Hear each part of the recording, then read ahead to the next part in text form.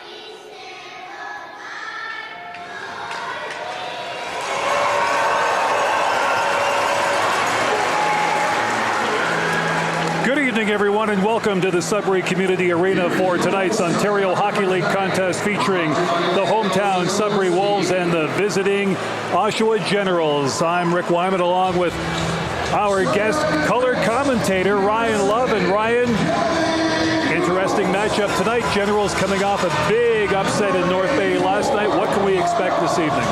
I expect the Generals to try to build off their win last night against North Bay. Generals are really at this point playing for pride, and they're kind of in a chase to not finish last place, and they're 2 points behind Brampton right now.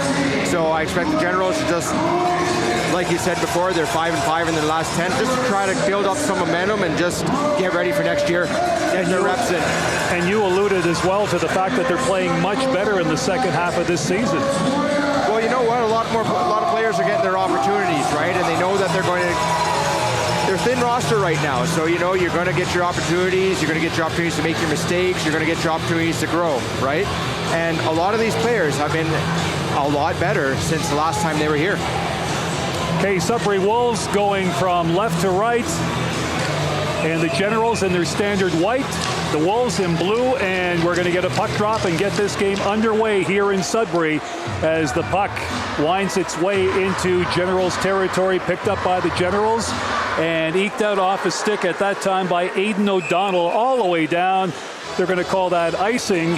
Coming back into Oshawa territory, Paulo Frasca in goal for the Sudbury Wolves, playing some pretty steady hockey, and Matthew Humphreys getting the call for Oshawa. Frasca, good call of late. He's been the hot hand.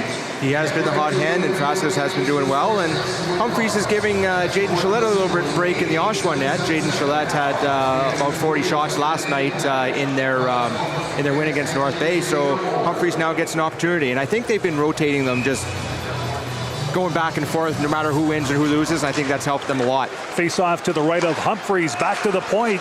Ewells with a shot, stick save, and Humphreys gobbles up that loose puck to force another face off, this time moving over to his left. So again, the Wolves coming off that decision over Kingston this past weekend, something that they needed. It wasn't easy. They didn't make it easy on themselves. No, not at all.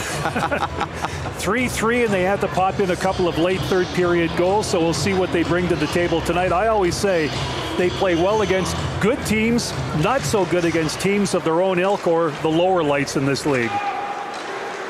No, that I would definitely agree with that for sure. But tonight should be tonight's one where Oshawa is about a little bit lower light than Sudbury, so let's see what Sudbury brings to the table. I think it's fairly even the way the Generals are playing right now, so the Wolves are going to get a good test. There's a puck that went off the stick, actually hit Charlie Hilton of the Generals deep into Sudbury territory, trying to set things up behind the Wolves' goal early here in the opening frame. Glad you could join us tonight. A very wet night in Greater Sudbury, so stay dry and keep it tuned to this game. There's a backhander all the way down back into Oshawa territory along the boards. Generals trying to get it out. They succeed and do so. Trying to cross that center ice line. Puck picked up by Hilton. He flips it into Sudbury territory. In after it right now is Trevor Odell. And we've got a whistle on the play and another face-off coming up. Do we have a penalty call right off the bat? No, it's just a simple line change. Okay, the high stick. Yeah, just high stick. Okay, face-off in this case to the left of Frasca, deep in Sudbury territory. So Barahowski and his line mates out there. He's got Chitteroni getting ready to take the face-off, and he's back recently after sustaining an injury, missing so much time, and of course showed some good speed in that game Sunday against Kingston as he adjusts his paraphernalia. Puck is going to be dropped, and away we go. Blonda off the boards, not kept in by the Generals. That goes all the way down on a touch. No icing there.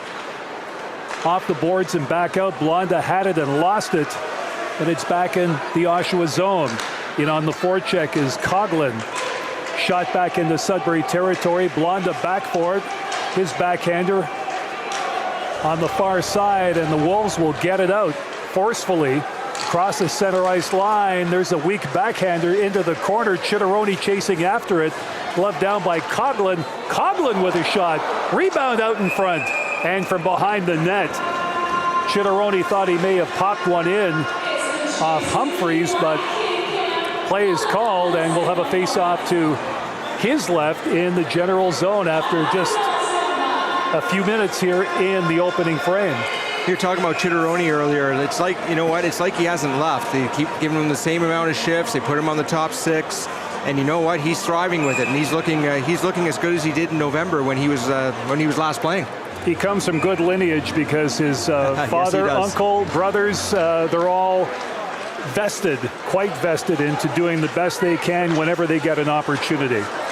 Puck back out at the neutral zone, knocked back into Sudbury territory, picked up behind the net by Martin, coming all the way out, now into Oshawa territory, loose puck. Humphreys knocking it to the corner, picked up and taken out to the neutral zone. Scoreless here in the opening frame in Sudbury. Frasca coming out of his net, passing along the boards. Provorov finding the man, and that's offside by a country mile on that play. Too many moves. Too many moves. I think even as a retired official involved in minor hockey, I could have called that one with one eye, so. Hey, that happens. You try to make some moves to see what's happening in front of you, and you're not aware of what's been happening beside you with your teammates. So anyway, sometimes those plays don't have to be made. Sometimes a simple dump in is needed for your chasing teammates. Okay, so Sudbury Wolves member gets tossed out of the faceoff. Clayton tossed out. They'll do it again outside the blue line. Generals in possession. Lead pass off a stick deep into Sudbury territory. Frasca comes out, passing it off to the corner. Return pass to the opposite corner for Ewells. Off the boards and out. Passed around to the neutral zone. That weak backhander there by Porter, Beard, Leitner. Rolling around in the corner. Wolves trying to clear it. They failed to do so. Picked up by the Generals off a leg. There was a shot taken by Figliomani. Rolling all the way back into Oshawa territory. Scoreless here with 16:50 to go in the opening period. Oshawa Generals and the Sudbury Wolves on a Friday night. Generals clearing it out of their own zone. Picked up. And the Wolves take it right back in. Flip shot. There's Lemieux with his first opportunity after missing a couple of games. Puck is down into the corner. Bodies drop. Blonda keeping it in. Save. Humphreys. And a great scoring opportunity there. Just missed. In front of Humphreys. It could have been 1-0 just like that. That's a situation where the Wolves have had problems scoring, Ryan. They've got to find ways to get that puck in the net. They got to make it very simple. That was one where he could have walked around him, just taken that extra second and just lifted it up over him. But that's what happens with kids. They they feel rushed. Is what I guess is the best way I could say it. Oh, I agree wholeheartedly. Barahowski line out there for Sudbury. The Generals off the boards, back out at center ice. Picked up by the Wolves. shot back into the Oshawa zone that actually hit the linesman's skate and stopped right in front of the Oshawa bench. Generals get a break far side. Puck is picked up. Posthumous. Far side, centered it. Picked up. LeSean battling a couple of Wolves players in that corner, trying to come up with a loose puck. They're not going to blow the whistle on this. They want the guys to play it. Kept in by the Generals, back to the blue line. There's a shot off a leg. And back to retrieve it. The Generals finally get it out on their third attempt. Now it's picked up by Sudbury, just outside the blue line. Berehowski with a shot that just went off a stick. Generals right in front of their own bench finally managed to dump it out. That was Omni Calto with the puck. Now Berehowski will simply loft it back into Oshawa territory. Back forward is Vlasic for Oshawa. His pass going to the right. Nowhere to be found for a Generals player, picked up by the Wolves. Bit of a scrum, now taken back up ice by the Generals. Across the line into Sudbury territory. Down that right side, behind the net.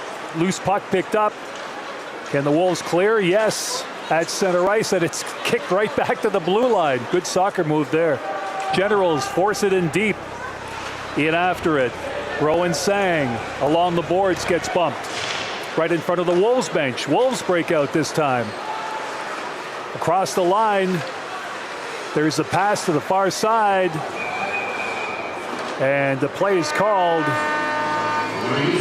in the Sudbury zone.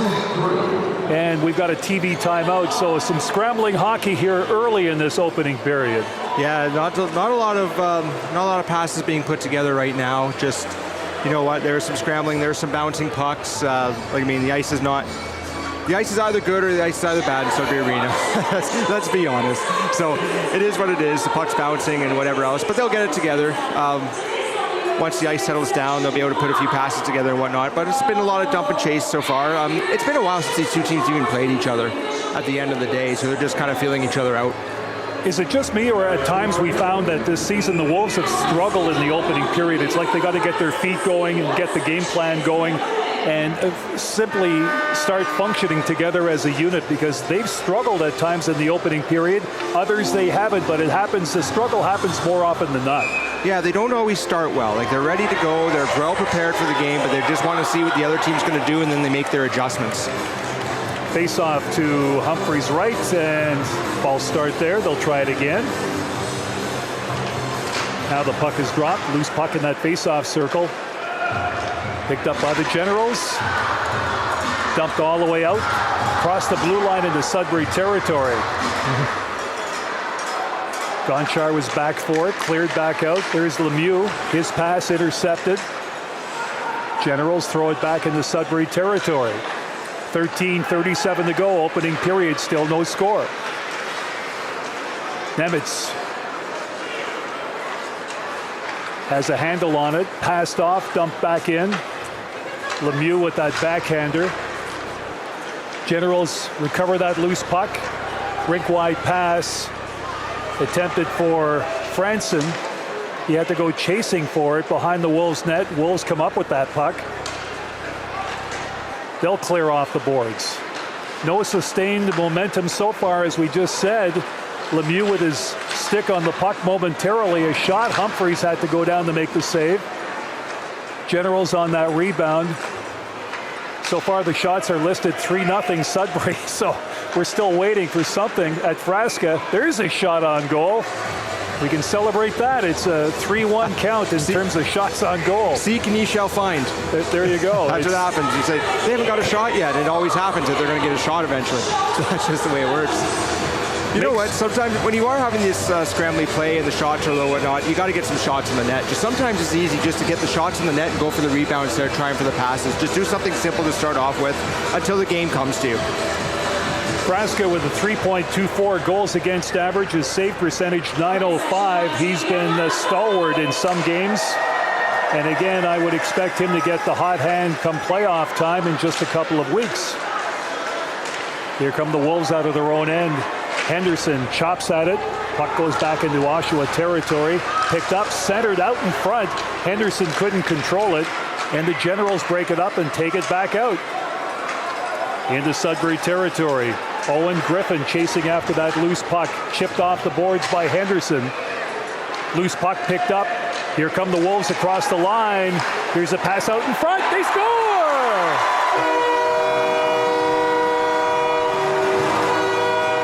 What was I talking about passing plays? Forget what I said. That was a beautiful passing, three-way tic-tac-toe passing play. But again, it was because of an Oshawa breakdown that it led to that goal. Right, that was a great play. And that was a great play by Clayton to take his man over to the side of the net so that Ethan Dean had that easy shooting lane. And Martin fed him with a great pass. That's exactly how you draw it up. If you could write that script, have it tattooed on every player, it would work every time. But again, absolutely. A mistake by Oshawa, you're back the other way. Generals couldn't keep it in, and the Wolves are on the board, and we've seen this story so many times. So the Wolves on the board, 12:09 to go here in the opening frame. And that's what the fans have come to see. Wolves in possession in their own end. Puck is picked up, knocked out momentarily, taken back by the Generals. Centering pass picked up. Nice try there by Wang. He couldn't succeed. Back in the General zone. Chasing it after it in the corner. Chitteroni using some muscle, not afraid to get involved in the play. Here's a chance for Sudbury out in front. A loose puck in the feet of several players. Chipped at Humphreys. He made the save. Had to be quick. Provorov also in on that. Here's a quick shot. Saved by Humphreys. That could have been 2-0. That could have been 2-0, but nice play again by Provorov to set up, that's Kostic. Set up Kostic in the slot, and Humphreys keeps his team in the game. That's what happens sometimes in a game. You get 2 goals down, 3 goals down, and then you're done and you're cooked and you're not trying anymore. You just give up. That's it. You wave that right flag. Save like that with Humphreys keeps the team in the game. Face off to his right. The Wolves up 1-0. We'll give you that scoring play here momentarily. Back to the point, kept in by the Wolves.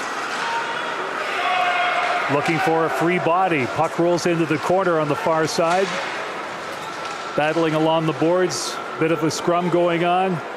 Someone trying to get their stick on it. Players tied up. It goes through the legs of one player. Now it's picked up again. Chitteroni passing it off. Barahowski down the right side. Chitteroni goes crashing behind the net, trying to come up with that loose puck. He's not afraid to throw his weight around. Wolves keeping that puck in. Here's a shot from the point. Deflected into the corner, kept in by Sudbury. Here's a shot from inside, and Chitteroni with a long looping drive that Humphreys made a save on. So again, Chitteroni showing his presence early in this game. Absolutely, and you know what? He has made a lot of difference having been in the lineup, because now your top 6 is a lot stronger than it was. Right? There's a little bit of holes in the top 6. You got some third line guys getting some opportunities and whatnot, but Chitteroni's a definitely top 6 player, and that helps out spread everybody else down the lineup. And I like his grit. He's not afraid to throw his weight around. From the faceoff, loose puck, broken stick, at the line inside, shot taken. Humphreys, good rebound control, and you take a look at his goaltending statistics entering this game. Humphreys with a goals against average of 3.64. His save percentage, not so good, .891, but it's a work in progress for a team that's last in the Eastern Conference. Sometimes you got to look who you play behind. That's right. Very, very, very important, as we've seen the Edmonton goaltenders go through a similar situation. That's it. In the corner, a couple of players banging around for that puck. We've seen a couple of scrums so far in this period. Back of the point. Blonda, his shot. Pad save by Humphreys, deflecting to the corner, right side. Blonda keeping it in. Sends it to the left side. Nobody home there. And the Wolves continue to exert some pressure off the boards, banked and out. Blonda, center ice pass, far side, kept in by the Wolves. As we just finished the first 10 minutes of this opening period, a 1-0 lead. Centering pass, bouncing puck, picked up by the Generals, and now it's cleared. Eventually, got to get cleared. Shot down the ice by Charlie Hilton. We got too many men here in a situation. Checking with the linesman. The They better make sure about that one. I'm not sure there were 6 guys on the ice at the time. We'd have to see that on the Jumbotron here. And right now, Scott Barrington in discussion with the linesman and the referee. So we'll see what comes out of that. Yeah, coaches never take responsibility for that when it's always someone else's fault. That scoring play, by the way, 7:51, Ethan Dean for Martin and Clayton. Nice setup there. As Ryan described, tic-tac-toe, and it's 1-0. So it's not too many men. It was blown down inadvertently. Maybe the official thought it was going to happen. But we've got a penalty on that. Kostic going in. He did decide there was going to be too many men on the ice, and that's just one of those situations where you get the puck's too close and the guys are just coming off and you want to make a play and you're just that one step away. So it wasn't the referee's eyesight. No. Generals on the power play. Let's see what they can do. There's a pass across ice, and a shot was actually fanned. Generals trying to exert some kind of pressure here. Back forward, Odell trying to kill off this penalty, and the puck goes all the way back down. Humphreys lead pass at the blue line. That's offside. Very, very close.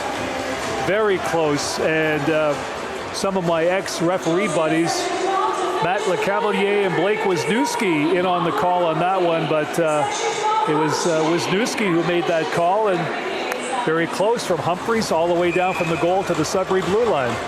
Yeah, but the Oshawa player is a little bit slow in coming out of the zone, and that's why you have to be aware in these game situations. So you got to be moving. I don't think he was expecting the pass to come that fast, but now by the time the Oshawa player got it, he's stuck in the zone, and that's it. Now it's an intentional offside that plays back in your zone, all because you didn't hustle out of the zone. Of course, you know all about this with your involvement with the OHL and video review, so you see this time and time again. Absolutely. Every offside gets reviewed to make sure that it is offside. It's a training tool for the OHL officials. They don't just get to go home and forget about the game. If there's things that they have to work on, they know about it. That's good. That's very good, and that's how you start developing top-notch officials. Oshawa power play here. There's a long shot knocked down by Frasca. Loose puck picked up by the Wolves and fired rapidly down the ice. 8.5 to go in the period. 1-0 Sudbury leads here at the Sudbury Community Arena. This power play somewhat anemic for Oshawa right now. It's their first in possession. Porter, Beard, Leitner had it, lost it. Almost hit the linesman, and the puck is shot down by the Wolves again. So the Wolves, with that lead, steady on the penalty kill. We got to remember about the Wolves power play, like they are ranked 4th in the league. So they have, Oshawa's looking a little anemic on the power play, you might say, but the truth of the matter is the Wolves are a pretty good penalty kill. Penalty there, Trevor Odell, is he going to get the, or was that a touch on a stick? Because Odell was shaking his head. He was kind of wondering if he was going to get nabbed for that. Yeah, no, the referee put out that it was a touch. It was a touch. So he's saying he didn't clear it over the glass. But there was a situation just prior to that where Odell hit the general player. He went flying across Frasca, and he got up and he started shaking his head thinking, I'm going to get dinged for this one. Yeah, and I don't think the referee was even looking at that. Like, he saw it, but he never ever thought it was a penalty. He didn't flinch. No, exactly. Generals keeping that puck in. Good effort by Posthumous to keep it in momentarily, but the Wolves quickly fired it back out. Kostic back out. Both teams, 5 skaters aside in the Sudbury zone. Back to the line, kept in, and Wolves quickly get it out. Very quick on the puck in their own end tonight. They have to be. Henderson, cross ice pass, nobody there. Picked up by the Generals. 7:10 to play, opening period. One-handed, finally out. Good effort there by Owen Griffin. Got got a couple of stars on this Oshawa roster that we'll talk about over the course of this game. So even for a last place team, there's a lot of hope in the Motor City. Here come the Generals, 2-on-2 across the line, cutting to the middle now to the right side. Wow. Saw the hand go up pretty quick on that one. We got a penalty. Yeah, that'll be a trip on Jan Hovan, unfortunately. You'll see this on the, or not a trip, might be a hook. I'm not sure what he's going to call, but either way, it's a fairly obvious call in this case.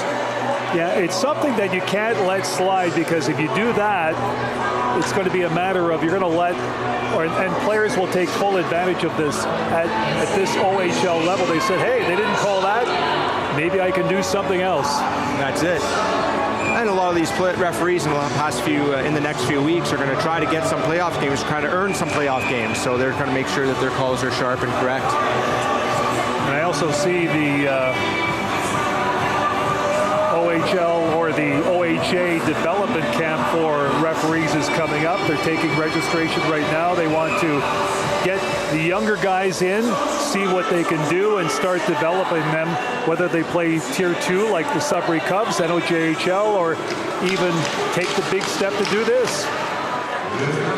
Oshawa on the power play once again. At the line, kept in at the last second. Good play there. Was almost kicked out. From the point, right side, cross ice, off a stick, now behind the net. Wolves trying to come up with that and get it out. Trevor Odell getting lots of ice time here in the opening frame. Generals along the right boards, centering pass, nobody there, intercepted, backhanded down the ice. Again, very well done penalty kill. They usually roll about 3 to 4 lines on a penalty kill if they can, and to make sure that all these guys are involved. Well, that's the confidence that Scott Barney has in his team, and that's what they work on in practice on a regular basis. Shot! Frasca with the pad save. That right leg had to come out rather quickly, and the rebound just dropped in front of him, and very quick to hold on to that puck. So Frasca is most difficult shot so far in this opening frame, and it's still 1-0 Sudbury with 5:47 to go. One good thing about Frasca too, Frasca's a little bit different from the other goalies. He's a little bit smaller, but you can see that he battles for every shot. A lot of goalies try to use their size and their angles just to let the puck hit them, but Frasca's always moving and always trying to see the shot and trying to get some kind of body part in front of it, whether it's his glove, stick, leg, it doesn't really matter. He's a battler in the net, and it's not something we always see in goalies these days. No, good pickup. I like that. Did you ever play goal before? Very rarely. There you go. I've done it. But not regularly. No. There you go. Good observation on Frasca. We've had too many goaltenders up here calling games between Bowen and myself, so great to have an outside voice. Ryan Love, Rick Wyman here at the Sudbury Community Arena. It's 1-0 Sudbury. Generals on the power play. Loose puck on the far side. Trying to tie up his man along the boards. Good effort there by Odell. Loose puck. There's a shot. Nowhere near the net, taken by Lucas Moore, and the puck comes all the way back out to center ice, picked up by the Wolves. Henderson, good skating there. Threw it back into the neutral zone, and the puck wound up in the Wolves zone, where they're killing off precious seconds here in the period. Just over 5 to go. Moore with his backhand pass for the Generals as they break out. Trying to get something going here as this penalty wears down. Eventually, Sam Roberts along the boards couldn't contain that puck, and the Wolves pick it up once again. Hovan getting ready to come back on momentarily. Sudbury in possession. That's 2 penalties they managed to kill. Good sign. Scott Barney will like that. Now they'll orchestrate 5-on-5 behind their own net. Here come the Wolves.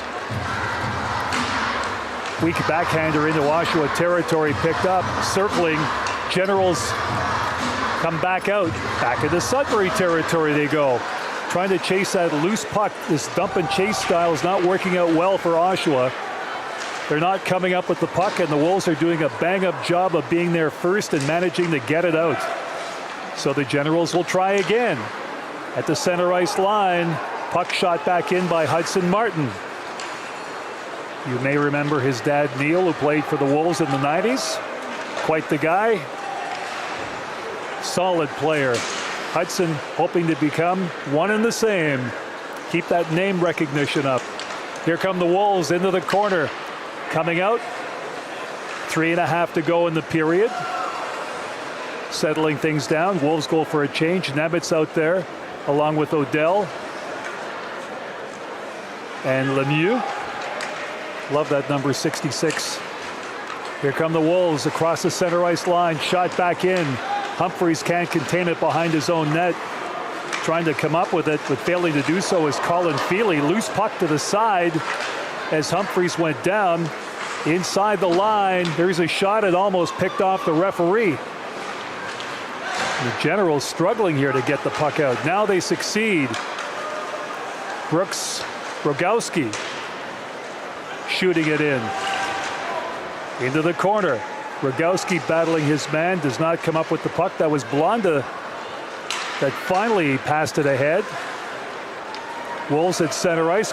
Got to be careful. Almost offside. Broke it up. And the Generals with 2.5 to go here in the period. Try to get something on the board. Good move. Face-off circle now back of the net. Centering pass. Nobody there. Intercepted and picked up. Coughlin streaking down the right side. And Coughlin couldn't get that shot away. There's a backhand. They score! Now that play doesn't happen without Chase Coughlin at all. With that rush to the net and that move and his moving his feet, they were all paying attention to him for somebody to knock the puck out front to Provorov, who deposits it in the back of the net, passing unprepared Humphreys.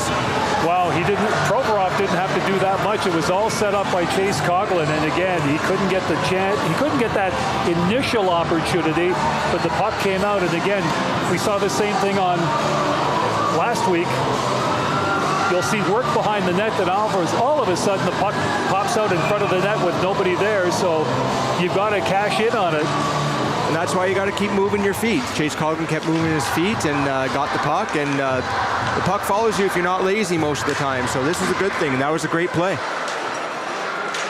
2-0 Sudbury with 2 to go here in the opening frame. So Wolves fans like it. Friday night activity here at the Sudbury Community Arena. Here they are at center ice, trying to go for 3. We talked about slow starts early. Loose puck out in front. There's a shot, and Humphreys with the save. Backhanded effort, knocked down, picked up by the Generals and cleared. He's not going to get that one twice. Boy, that was a very close call. Almost 3-0. What can the Wolves do here with 90 seconds left? Looping pass, knocked down at center ice. Chitteroni chopped at it. Back into Oshawa territory. In on the forecheck. Clayton trying to tie up his man. Now in the corner. Clayton doing some good work there. Now the Generals get the puck and break out. Almost a trip on that play. But the loose puck picked up by the Wolves. Rolling into the corner. Lucas Moore. Passing off to the right side, back in the Sudbury territory. Went off the stick of Anthony Figlionini.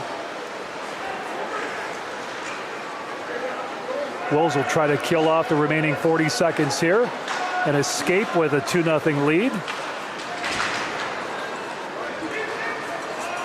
Okay. Puck shot back in. Frasca coming out of his own net.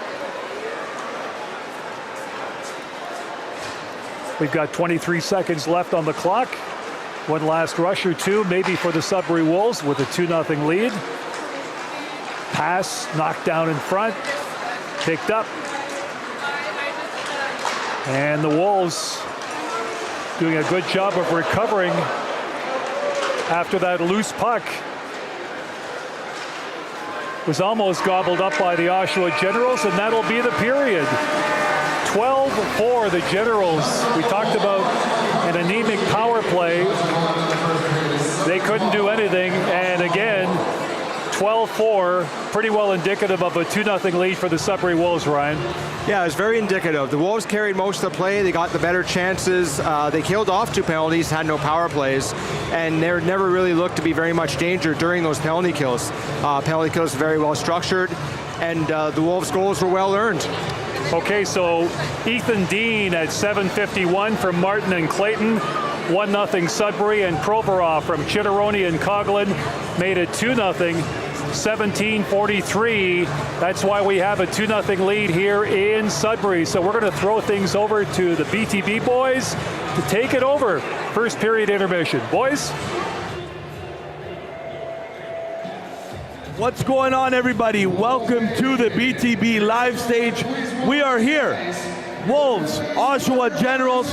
It is a 2-0 hockey game at the end of the first. I'm here, Alex Chimino with Tommy Vlaus. Tommy, how we doing, buddy? It's a fantastic Friday night. We were pretty spoiled with a nice dinner before this. Got a pregame meal. Pregame meal, yeah, we were dialed in. I wanted to ask about, because you've been playing with your jibs a little bit. You got a little piece of meat stuck in there. Eh? It's probably the worst feeling in the world. Yeah, people if listening, anyone's got a toothpick come see the stage. yeah, come see the stage. Yeah, but other than that, Let's Wolves up 2-0, buddy. A lot to talk about. NHL trade deadline. You're rocking a Minnesota Wild jersey. I had to do it today, ladies and gentlemen. Yeah. I got my Marcus Foligno jersey on. I'm gonna have to get a Nick Foligno. Just got to flip the numbers around. 71. Yeah. Minnesota Wild trade for Nick Foligno today. The first time those two will be playing together here in the NHL. I think they've been in the league for about 15 years now collectively. So great to see that happen. There is not two more deserving people to be together and play together on a team and get that chance to do it. When we talk about Marcus, when we talk about Nick, they are the epitome of Sudbury Wolves hockey. And it means the world when two guys like that embrace the city so much, Tom. They are just absolutely all in on Sudbury. Yeah. They come here in the summers. Obviously, Mike still lives here. It's just amazing to see what they've done for the community. Now a chance for them to go chase a cup. I mean, it's just it's special stuff. Tom? Yeah, and I just to add to it, like I know Nick was kind of close. I was reading about it today when the deal was kind of done. Back in 2021 when he signed with Boston, he was kind of close to signing with Minnesota to play with Marcus. But obviously, back 9 of their career for both of them, like you mentioned, a very good chance to compete for the Stanley Cup. They're basically going to be in the playoffs for sure. Minnesota's that good. And yeah, Billy Guerin went all in, right, with some of the deals that he did. We talked about the Quinn Hughes one many streams ago, and they made some other small pieces as well. But to play with your brother, man, I couldn't imagine it at the NHL stage. And it's just super exciting hearing all their interviews today, with how excited the family is, how excited Mike is to go down there and watch a couple games. And now they're finally not playing against each other, and they're probably going to be on the same line as well. So I think that's super cool. Oh, it's so special. Just can we imagine those two playing together now on the probably play on the fourth line? They're going to go crash and bang out there in the playoffs. Yeah, oh my God! Do whatever it takes to win. Yeah, they'll accept any role, right? Like it was really hard for Nick to leave. He got interviewed today by obviously a bunch of reporters, and he was wearing the C with Chicago. Took a kind of a dad figure approach with all the young guys that Chicago has. Obviously, Bedard got really close with him and his family, and it wasn't easy for him to leave. But shout out to Kyle Davidson for allowing that as well, right? Yeah. Like he was basically another Sudbury boy. Yeah, another Sudbury boy. The GM of the Blackhawks basically gave Nick the best chance to go and compete for Stanley Cup, and rightfully so. He gets to go with his brother, so it's gonna be super, super cool, and we're excited to root for them. Yeah, it's going to be really cool to see, Tom. Nick, Moose, we love you, boys. We're very excited to see you guys play together. Go Wild, go. Could you imagine a Stanley Cup coming back here to Sudbury? Oh, my goodness. Last time that happened, it came to Lively, Ontario. Assistant coach, Sudbury Wolves brought it home, Andrew Desjardins. So would be unreal to see it again. And like you mentioned, too, that leadership presence coming to the Wild now. I mean, they're full of it. And having Nick now, and Marcus is just coming off of an injury soon. Yep. He's just on the IR for another 2 weeks, and everyone's kind of asking him, is this going to speed up your recovery? And he's like, yeah, I might play tomorrow. But obviously adrenaline's flying. He's probably still 2 weeks out, but man, it's super cool opportunity. Obviously both of them having kids, going to be in the building to cheer both of them on. Yeah. Not rooting against each other now. They're going to be on the same team. And yeah, it's cool. We were in that arena, man, one of the best fan bases in the NHL. it's a super cool opportunity for them. I'm thrilled. Definitely. Yeah. Definitely. I mean, we're all thrilled here Correct. in Sudbury. So let's get into the game now, Tommy. It is 2-0 for the Wolves. I would say a slow start to this game. Oshawa coming off a back-to-back, a 4-3 win, a huge win for them in North Bay. They are really on the outside looking in here for the 8th playoff spot. Doesn't look too realistic for them right now. But again, a slower start, I would say. What would you have to say? Yeah, on a back-to-back, like you mentioned, it's kind of the cycle of the OHL. We're kind of looking at the standings before coming here, and we're like, wow, Oshawa, obviously not where they'd like, but that's just how it is. They've been good the last couple of years, and they're going to take a small dip and maybe retool for the next couple of years, right? That's just kind of how it is. And the Wolves look good, man. They're using, obviously, the home crowd to their advantage. Like you mentioned, it was kind of slowish on both sides to start. No team kind of wanted to give up that first goal, and once Sudbury did score that first one, the floodgates kind of opened, and they got the legs underneath them, and obviously now being up 2-0 with a late one in the first there, it's a really good start if you're a Wolves fan. Yeah, for sure, Tom. And again, the Wolves also get to usually see the backup goaltender most of the times. Now, maybe we could say Oshawa has a 1A, 1B, but Humphreys is in the pipes tonight. But that only benefits the Wolves catching these teams on the back-to-back. And going from North Bay to Sudbury is not a fun road trip for Oshawa. I'm not sure where they're headed next. I'll check their schedule. But definitely not an easy road trip, nonetheless, to come up here to the north. However, like we said, a slower start. Wolves taking advantage on just some couple of great plays. Great to see Ethan Dean get back on the score sheet. His 6th tonight. A great play with Hudson Martin, activating, getting into the play, hitting Dean on that F3 high. That's just fundamental hockey, baby. We love to see that. And that's probably a clip that the coaching staff will show after this game, because even before that Hudson Martin pass, Rowan Henderson, their D came and hit him, pinched, and he took a hit to make a play. Yep. What do we say to every youth hockey player getting into hitting? If the D-man's coming, make a little chip, 2-on-1 the other way. He took a hit from one of their biggest guys, made the play though, ended up picking up an assist on the play as well, and like you said, F3 found him, a D-man with obviously great IQ, being able to find that trailer, and Diener, man, kind of been snake bit more or less the whole year, but to see that one go in, he ripped that one, so it's a good start for that line, man. They're clearly taking a lot of responsibility being that kind of shutdown line. They're playing against Oshawa's best line today, and I think they're playing almost close to 100% of the D-zone draws right now too. So to see them produce offensively and to see how good they are on the back end, not allowing any goals, that's a dream line right there. Yeah, for sure. To touch on Dean again, if he can just develop that offensive play a little more. He's such a great skater, a great checker as well. To see him maybe take that next step can really be a player that we're talking about here. So hopefully would be nice to see that out of Ethan Dean for sure. Now, Tom, we noticed it right off the hop. It's been happening all year. I would like to say the Sudbury Wolves have one of the most vocal benches in the OHL. Correct. Barahowski was getting vocal right away. We know Barnes is vocal as well. As a coach yourself, take me through maybe why the vocalness. It's a learning kind of year for this team, right? Obviously, being very young, I kind of love hearing in the D zone, right? Where to kind of go. It's basically like you're in school for these young guys right now, because they know majority of these players are coming back next year. Right. It's not going to be, I mean, obviously the OAs are going to graduate. Everyone, obviously in this league, has OAs that do move on, but it's kind of a teaching moment because you want to gear up for the next year and the year after that, just because of that young core of the Wolves, right? So I like it. Obviously, Barney was, when he's vocal, it's usually about the refs. It was the too many men call that got called against the Wolves that he was not very happy about. But even when I was ice level a couple weeks ago, you're able to hear Barahowski very clear. And when you have a coach that's that passionate for, especially the most important zone on the ice is the D zone, for penalty kills, D zone draws, he's basically, I call the controller out there. And if it doesn't die, he's active.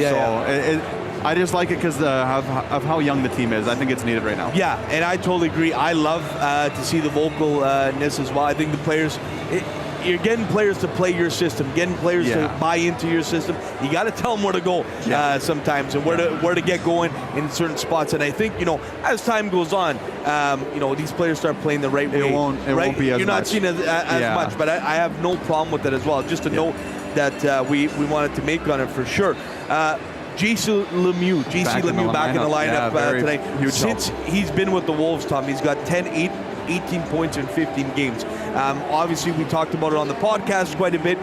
playing in Windsor, obviously in a depth role, wasn't getting the ice time. He's getting here on the top line, obviously, with 26 and 71 in Jan Hovan and Adam Nemec. So to see him in the lineup once again, and what he's provided for the Wolves over his short tenure so far, what do you think? He's fantastic, and it's a good luxury when a player like that in your top six comes back in, because Coughlin was filling that void on the first line, and you get to slide a guy like that down. An overager that's been in the league forever, you slide him down, makes that second line even, more depth now, and even makes your third and fourth line have more, important roles, important players on that. But talking about JC Lemieux, man, like, he's got tons of skill, right? Like, you can see it, and when you have three guys on the same line that have a lot of IQ at this level, it helps. Like, you can put the skating, you can put the shooting aside, but what's one thing we say? You can't teach IQ, and all three of those guys have it, and when they get the puck in the O-zone, it's very fun to watch.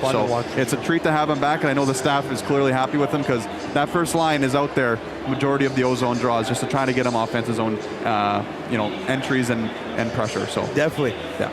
Paulo Frasca in the pipes for the Wolves tonight. Tom, he's got 6 wins and 7 losses in his 14 games with the Wolves. 324 goals against average. So obviously, I think Paulo's been great. He's been a great fit for Wolves. It was a great pickup. Right. And again, we talk about this tandem. If you can get him back for next year, both of them. Yes. I mean, I would love to see Frasca take an OA spot, in my opinion. Correct. When you have an OA goalie, that can really help you start to make a run here. And I think Frasca, especially since he's starting tonight, has been great for the Wolves. And every time, and he's been out with injury too, so the Wolves are getting healthy right at the right time, right before playoffs. I know there's still like 8-ish games left, but whenever he's on for the home ice games, I find he's always like kind of locked in. Oh, yeah. He's a really good home ice goalie, I find. Like every game that we're here, he's kind of in net, and he's really good. And when you, like you mentioned, if you have an overage goalie next year in the crease, to me, that's the most important role in OHL. Yep. So with a younger team, obviously everyone's going to be a year older next year, but if you have an OA goalie that you can rely on to give you a majority of the starts, it's going to be a huge help, because look at this year, right? How many goalies did the Wolves go through? 5 or 6. And no one really grabbed the net. So if you can have that number one goalie kind of solidified for next year, it goes a long way. Definitely, Tom. Also, getting on the score sheet is Provorov. Yes. Tom, great to see. Good stick, too. Great to see some depth scoring Yes, I love from it. the Sudbury I love Wolves. it. They've needed it a lot. We've talked about how much they rely on the big guys. We got 2 depth scorers today already in the first period. It is awesome to see. Your thoughts on Provorov? Hey, throw it on net, baby. Yeah, That's good all things that matters. happen. You won't know unless you shoot, right? Yeah. Kind of a backhanded shot. The goalie was kind of out of the crease. It was kind of wishy-washy play, but hey, it goes in. No one's really asking how. And I think it goes a long way for these, I don't want to call them bottom 6, but these depth players to score, because now it's going to go all to their legs, right? They're going to be flying around there. The confidence is an all-time high when you do find the score sheet. And a guy like Provorov's got a lot of skill, right? Obviously, he's still young, a younger player in this league, but you never know what a couple goals could do to him. And we'll see what I guess the second period entails. But like you mentioned, even with Dean, well, you have the luxury of getting depth scoring. You don't have to rely on that first line as much, right? It takes the pressure off them and gets some other guys involved. And I know they've got some D scoring as of late as well. So it's good contribution throughout the lineup, and that's what you like to see, especially rolling into the playoffs soon. Yeah, absolutely. I expect to see Provorov take a jump next year as well. I think, again, he's getting used to the league here. Same as Bennett. I'd like to mention that. Yeah, too. Bennett.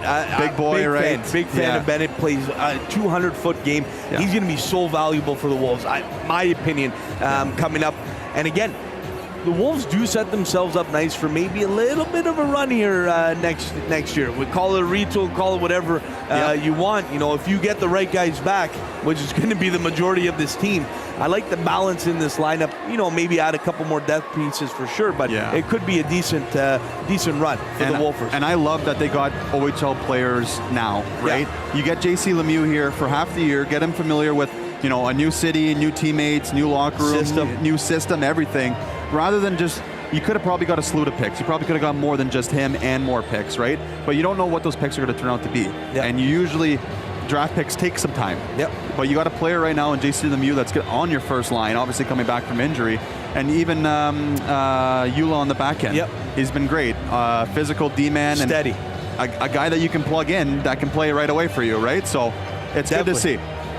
Another great exciting to see Thomas Hudson-Chitteroni back getting alive. healthy. Yeah. 16 games played only this year. I know it's been tough for him, obviously dealing with injury, but so great to see Chitter back. And we had the opportunity to coach against him our whole life, right? Very dynamic player. He was actually NOHA Player of the Year his U16 year. So high pick for the Wolves. Very frustrating, obviously, to get out with injury. It was going to be his breakout year, right? And the Wolves were going to rely a lot of minutes on him. Obviously, it was very unfortunate for him to be out, like you mentioned, with a concussion, but seems to be getting his stride back, finding his groove again. It's never really easy, especially coming back from an injury like that. It's not just like a broken wrist, broken ankle. No, for sure. When you hit your head the wrong way, it's never easy, and it's going to take him a little bit of time, but clearly, even this game, he looks like he's finding his stride. Right. And, I mean, you add a guy like that in your top 6 now, like we mentioned, depth, they got to throughout the lineup, and he's a huge help. Yeah, expect him, to have a really good end to this season for sure. Yeah. Tom, going into this second period, what would you like to see? Let's start with Oshawa first. What would you like to see? I mean, try to find their legs. Like you mentioned, they're on a back-to-back play in North Bay yesterday. See if you can get one on the board to maybe flip the script a bit. They didn't get too much O-zone. They had 2 power plays that really didn't generate any shots.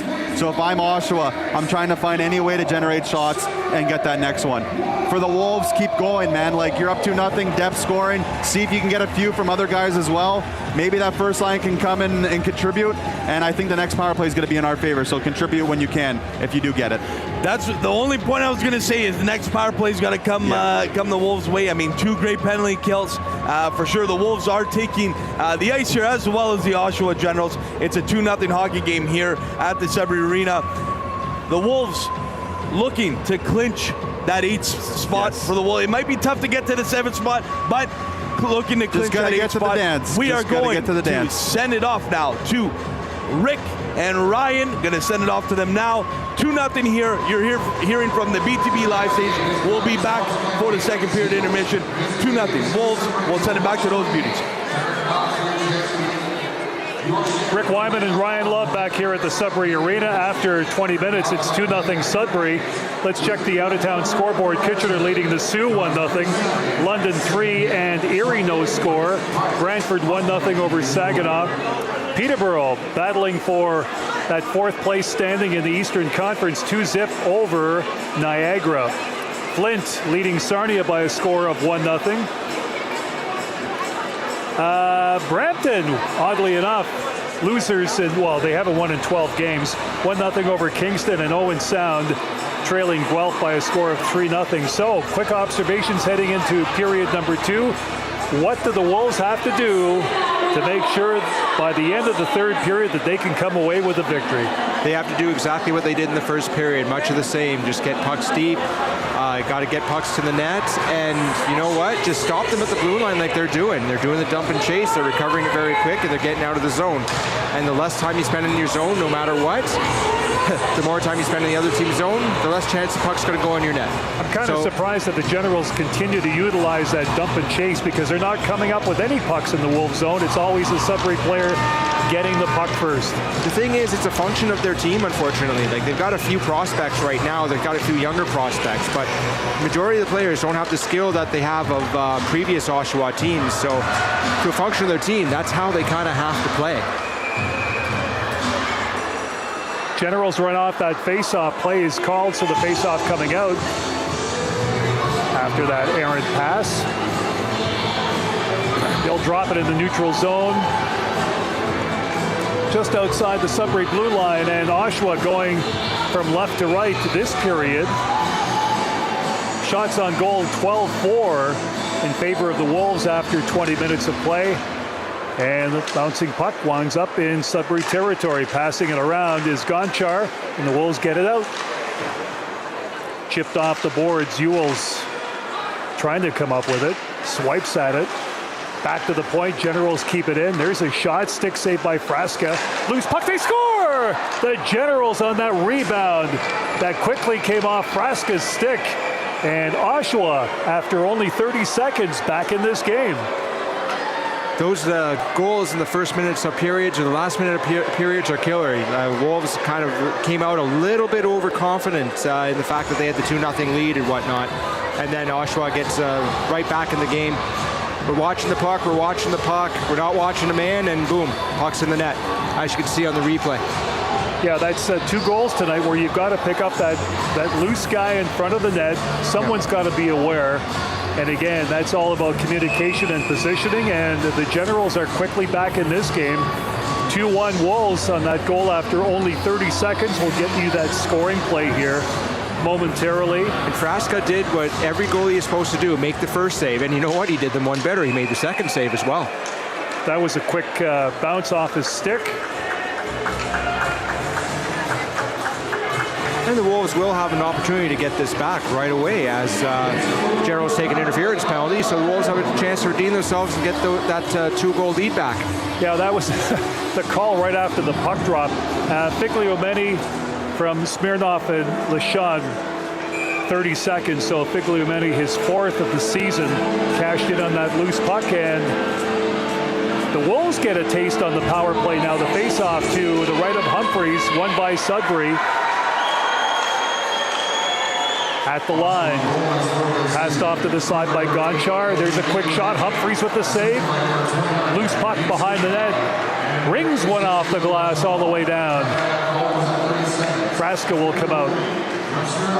Nemitz overskates it on the offside. Good call by the liney. That's one of those where one of those guys has to decide to take the puck. It's like, no, you take it, you got it, whatever. Just somebody take the puck. And that puck was up the ice, and they were on a good chance, as one of the Oshawa players was trapped in behind the net at the time. Just do it. Yep. Just do it. Okay, so they'll drop again outside the Wolves' blue line. Rogowski in on that draw for Oshawa. He wins it. More for the Generals. Back in his own end. Rings one off the glass all the way down again. High shot off the glass and board combination. So let's see how the Wolves orchestrate their power play. Nemitz across the line, down the right side. Face-off circle in the slot. Just fired wide. Coughlin with a good chance there. Battling for possession. Wolves out in front. You can't give up the puck, but Gonchar did. Lost it at his own end. The Generals take it back down ice. Gonchar trying to get too carried away with that dipsy doodle and lost it. You can't afford to do that. There's an offside against Oshawa this time. Jumping into the play a little bit too late. Vadim Smirnov, the guilty culprit. They're a little lucky on that one, because if that wasn't offside, if Smirnov was a little bit quicker, perhaps Oshawa has a breakaway on that play.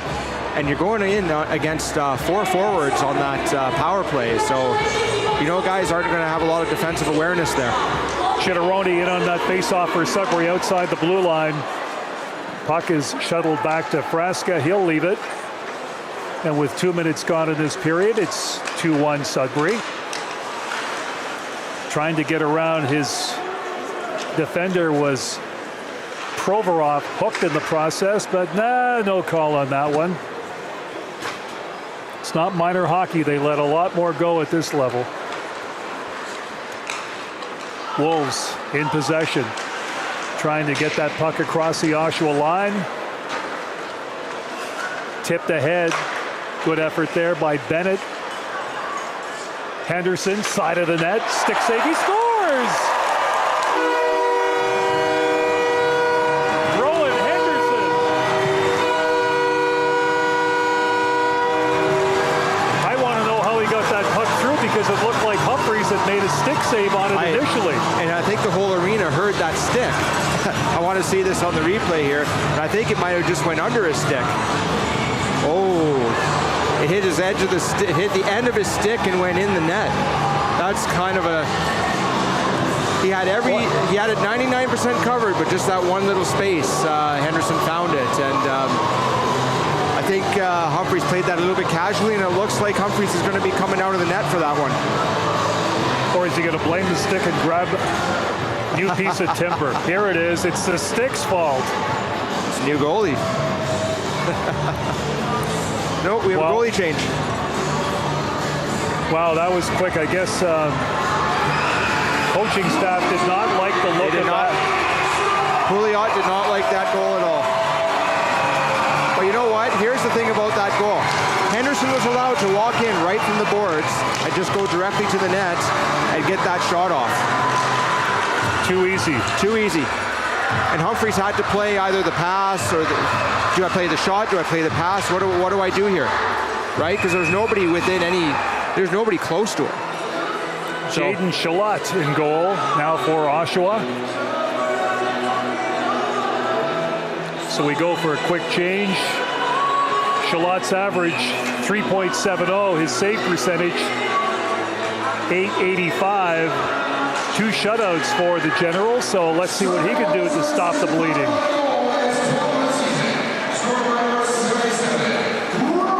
So Henderson with goal number 3, and the Wolves with a 2-goal spread.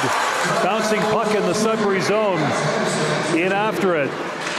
Battling for it in the corner. One player went down. Centering pass out in front. Right face-off circle. There's a shot that went off Frasca's glove. Into the corner and all the way back out. Sloppy passing effort there by the Generals. Now they regain possession across the Sudbury blue line. From the right, up the middle, intercepted. Barely kept in by the Generals. He'll try once again in the corner. Looking for a centering pass effort. Behind the net, there's a pass taken. Luke Posthumus. Knocked into the corner again. Generals with a bit of pressure, cycling, and they score! There's a drifting shot from high in the slot by Vadim Smirnov, and it's a 3-2 game. I'm not sure if Frasca saw that puck, but there was a definite 5-man defensive breakdown on that play. Not sure who lost their man on that particular play, but Smirnov was allowed to circle right from the sideboards, right into the slot. I don't know. Is there a better position than that to get a shot away? Not at all. Not at all. Not unless you're like in front of the net with a wide open net, nobody's on you, and the goalie's on the other side. Other than that, that's a pretty dream spot to take a shot from in that slot and to have that much time and space to do it. Uncontested, so Smirnov narrows the gap. Now it's 3-2. Of course, the coach will say, you see, I told you, I changed goalies and it sparked the team. It was a great move for the time being, for sure. Back into the General zone from the center ice faceoff. Puck on the far side. Both teams battling for possession. Loose puck kept in on the weak backhander by Hudson Martin. Puck rolls behind the net. Near boards this time. Knocked ahead by Chitteroni. Janzula from the center ice line shoots it back in for Sudbury. Good effort by Lucas Moore to pass it out. Now the Wolves get possession once again. It's back and forth here as we saw in the first. Centering pass in front. And Shalott with the save as he went down on both knees. Generals back down the right side. Trying to set up a play is Anthony Figliomini, who scored Oshawa's first goal. Wolves close to being onside. Janzula centering pass, loose puck in front, knocked down, and Shalott quick to come up with a save there. Nemitz looking for the rebound. We've got some wrestling going on in the Oshawa zone. A little skirmish, it's over pretty quick. I didn't realize that Hoban was into that sort of thing, but I guess sometimes the opposition likes to pick upon some of the Euros and maybe some of the guys that aren't into wrestling or a little bit of pushback after the whistle. I do have to say, from everything that I've seen this year, I mean, probably at the very beginning of the year, some of those guys did not like to get in scrums. They didn't understand the concept. But now I don't think they mind so much if they're battling for position, if they're into the game or whatnot. I do see, especially with some of our European players, that the intensity's been dialed up a little bit. One of the things that they've learned from coming to North America. Bit of an adjustment. There's a stick save there by Shalott on that drive right from the faceoff. Good drive there taken by Chase Coughlin. Here come the Generals through the neutral zone. Backhander flipped into the corner. side of the net. Wolves come up with that loose puck. They'll break out into Oshawa territory down the right side. Coughlin taken out of the play, got away with that. Close call there. Loose puck along the boards, picked up by Oshawa after 5 minutes, 5.5 in the period. 3-2 Sudbury lead. Good defensive play to ride out the General player. Out in front, knocked down. There's a shot taken just wide. And the Wolves will clear back out to center ice. Here's a loose puck picked up. Drop back. Blonda passing it off. Chitteroni waiting in front of the net. And it's picked up by Oshawa now. Wolves going for a change. Generals 2-on-1. Rolling off the stick. Close call there for Rogowski. Oshawa trying to initiate some plays here in the second period. They've managed to come up with a huge goal here just moments ago to narrow the gap to 3-2. There's a bank pass back out to center ice. Picked up and dumped in this case, Harrison Franson. Behind the net, Wolves will pick it up ever so quickly. Rowan Henderson clearing it out. Henderson leaving it for Gonchar. Circles at center ice. Henderson getting the pass, going down the right side, cuts, back of the net, tries to sweep around and tuck it by Shalott to no avail. Generals on that loose puck off the boards and out. Rogowski, his shot nowhere near the net. Generals changing. With 7 minutes gone here in the period. Here come the Wolves. Henderson, his rink-wide pass. Tucked into the corner into Oshawa territory. And the Generals again scrambling for that loose puck. Coming up with it. Henderson passing it off. High slot. Shot. Score! Wow!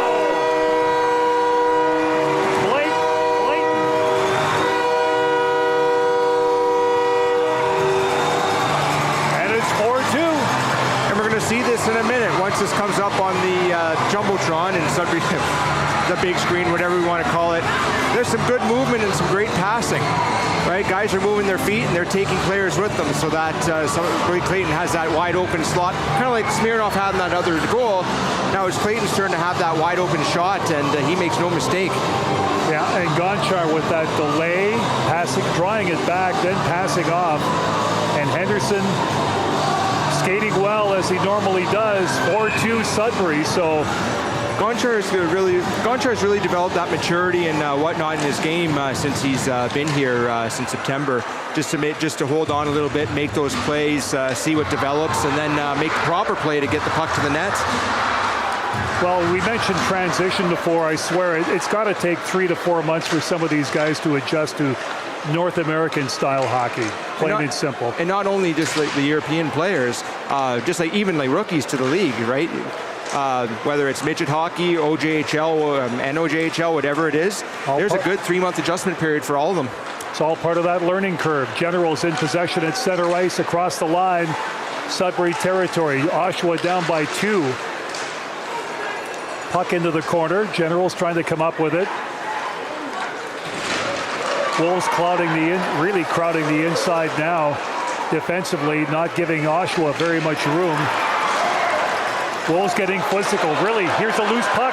Scramble. Lemieux taken down. No arm up. And really not in full control of that puck. It kind of rolled off his stick. Close call there for the Generals. There's a shot off the blocker of Frasca. Rebound. Just fired wide, so some end-to-end action. Lemieux with a chance, but couldn't put it all together. Loose puck out in front. There's a shot. Knocked down to the side. Berehowski looking for that rebound. Blocker saved there by Shalott. Puck goes to the corner, passed out by the Generals. Here they come back into Sudbury territory. Rolling puck, Frasca leaving it for his defensive partner and cleared by the Wolves.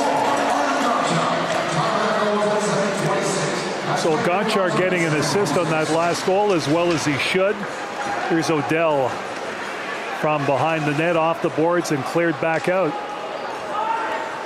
Odell back in possession after the Generals shot it back in. Lead pass. Berehowski dropping it back. Chitteroni. Berehowski. And Shalott with, wasn't the most difficult save, but he had to make one. Generals on that loose puck. Passed around up the middle. Rogowski couldn't make a play, and it comes back out to the neutral zone. Near the midway mark of this hockey game. 4-2 Sudbury. A flurry of goals here in the second period. Puck back into Oshawa territory. Lead pass off a stick. They're going to call it icing. No touch there. So the faceoff coming all the way back in the Oshawa zone. So you talked about shots on net and whatnot as far as that goes. Berehowski and Shalott didn't have some difficult saves to make or whatnot from Berehowski. But the point is, they got it on the net. Whether it's deflection, whether it's just a little flick of the wrist, whatever it is. The point is, you get it on the net because you never know what can happen. Look at Henderson's goal here. That should, 99 out of 100, that does not happen. That doesn't go in the net. But the point is, get the puck on net. Even if it's a changeup, because sometimes goalies, as you know, because you were a goalie, sometimes you muff on the changeup, you're expecting a faster shot, and you're like, oh geez, what happened here? Just like you see a batter get confounded by a curveball or a changeup or an off-speed pitch. Same thing happens to goalies. So just Berehowski getting a puck on the net on that particular play is a great play. Any shot on net is generally, at the very minimum, a good play. Well, that's what it's all about. It's all about pucks on net, and Don Cherry used to reiterate that time and time again, and it's true. It's not just old school hockey. It's a fact of hockey life that's what you've got to do. The more shots that you can get going that's great. On net, you never know what's going to happen. And Don Cherry's right about a great many things when it comes to hockey. And, I do got to say, I'm happy to see that he received the Order of Ontario this week. Very much so. Long overdue. A lot of people don't agree with him, but the thing is, he does have an opinion. We need more people to have opinions, that is for sure. Makes things more colorful. Gives us lots to talk about. Oh, keep us on the air regularly. We'll have a lot of opinions, trust me. Here's a rolling puck all the way back into Sudbury territory. Because I think, knowing you as long as I have, I think we're both opinionated people. It could be quite interesting. Well, that's why we haven't done a sort of local yet. Yeah, well. But I think it's coming. We've got to get you on the podcast. For sure. Very important. Okay, they'll try that face-off again to Shalott's left in Oshawa territory. 4-2 Sudbury, in case you just joined us. Generals going left to right. On the sound of my voice as we call this game from the Sudbury Community Arena. Glad you could join us on this Friday night. Ryan Love and Rick Wyman. Wish we had the video to give you more of an example of what's going on, but you'll have to be content with the audio. Wolves in possession. They'll break out of their own zone. Now the Generals come up with the puck down the right side, trying to come up and initiate some kind of play. Franson for Oshawa to no avail. Rogowski keeping the puck in momentarily. Now it comes back out. Shot back in. Frolov for Oshawa. Now the Wolves across the line. Whoa, I thought that was offside by a stride, but to no avail. In the corner, Oshawa zone. Henderson, right side, dropping it back. Ula, long shot inside the line. Here's Henderson. Going to the forehand now. Back to the line. Ula with a shot. Right corner, picked up. Ula again. He gets the puck on the receiving end. There's a shot through a leg. Picked up by the Generals and finally cleared. 8:15 to go, second period. 4-2 Sudbury. Wolves very quick on the puck in their own end, hustling back. That's what you want to see. Yeah, as long as the feet are moving and they're in the proper position, there's not a lot of danger that's going to happen against them. Well, they're skating well after a slow start, a sluggish start in that first period. They're skating well here in this game, and that's what you've got to do and continue to do so with a 4-2 lead. a little bit of a wake-up call in the second as well. Just that one shift, and then, we better get our feet moving, boys, and they have been since then. Henderson, long shot, stick save by Shalott. Puck goes to his right. Back of the net, Generals retrieve. They'll try to get organized here with 7.5 to go in the period. Chipped off the boards. Intercepted. Nemitz had it and lost it. There's a hit at the Wolves bench. Loose puck. Picked up. Nemitz had it and lost it again. Backhanded back into the Oshawa zone. Puck rolls in front of the Wolves bench. Odell shooting it back in. Wolves have to get onside. They succeed. Try it again. Banked off the boards. Generals through the neutral zone. Down the right side. Roberts has it. Dropping it off. Lucas Moore avoiding that check. Good play there by Moore. Back of the net. Wolves have it. Can't clear it. Generals had it momentarily on the stick of Charlie Hilton, quickly knocked out. There's Lemieux dumping the puck in. Wolves go for a change. 6:25 to go in the period. It remains 4-2 Sudbury. Wolves trying to make a play inside. Good job to keep the puck in. Cross ice pass. Odell passing it over. And the shot saved by Shalott. And no TV timeout, but we'll get a face-off deep in the Oshawa zone. Good passing there on that play. Great long Blonda, sequence again. Yeah, Blonda out there playing some smarter hockey. Blonda, since the trade deadline, has been a much different player, a much better defensive player. You saw the rub out in the corner here. That's something he wouldn't have done pre-deadline or last year. Blonda's developing very well in his defensive zone. They have trust and kill penalties. He's one of the best penalty killers right now. Yeah, he got off to a rough start for the first couple of months with the Wolves, took a bit of a personal break, and now he's committed, wants to play. And, you know, once that trading deadline pass, players are more at ease and can settle into the situation, so it's important for their development down the road. There's a scrum back of the net after that face-off in the Oshawa zone. Someone needs a shovel to get that puck out. We're still battling for it. Can't see very much right now. A big pile of bodies.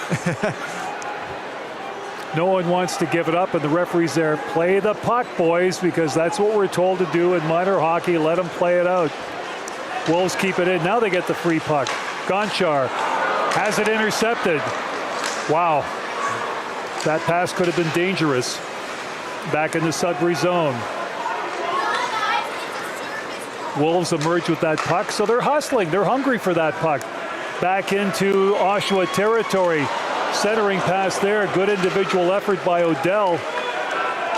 Wolves keeping it in. Barahowski in the corner. Getting some help trying to free it. Generals seem quite content to waste a lot of time just trying to jam the puck up. Franson had it and lost it for Oshawa. Gonchar looking. Lead pass. Backhanded in. Loose puck picked up. There's a shot off Shalott. Sudbury player was taken out in the corner, and the Generals quickly cleared it back out. Rolling back into Sudbury territory, back forward. Martin bumping along, passing it off. If I can't get it out, you will. Just that easy. 4:10 to go in the second period. Bit of a breather as the Wolves organize the attack. Lead pass intercepted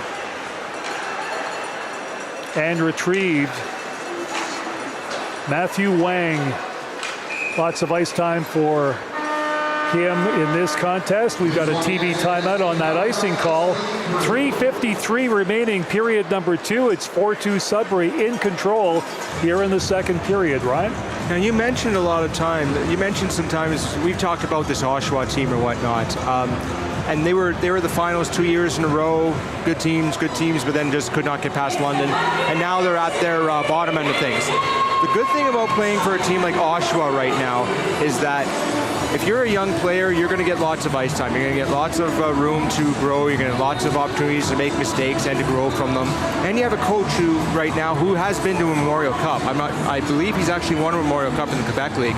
But you have a coach who's able to teach you, and you're able to learn without fear right now, right? You do have some overagers to take the slack as far as like the other situations go, so you can live a bit of a sheltered life, so to speak.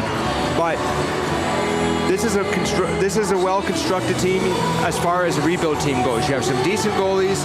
You got some defenders who can, make the safe plays and make the hard plays and whatnot to bail some of the younger players out of trouble until they get to a point where they're going to be OHL contributors.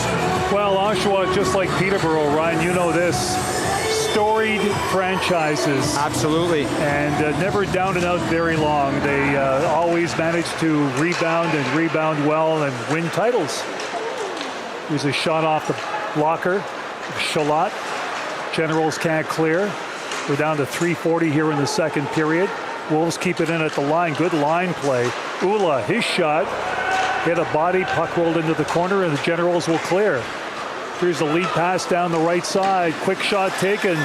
Frasca with an easy save, and Figliomini getting another chance out there. He's had a few shots in this game.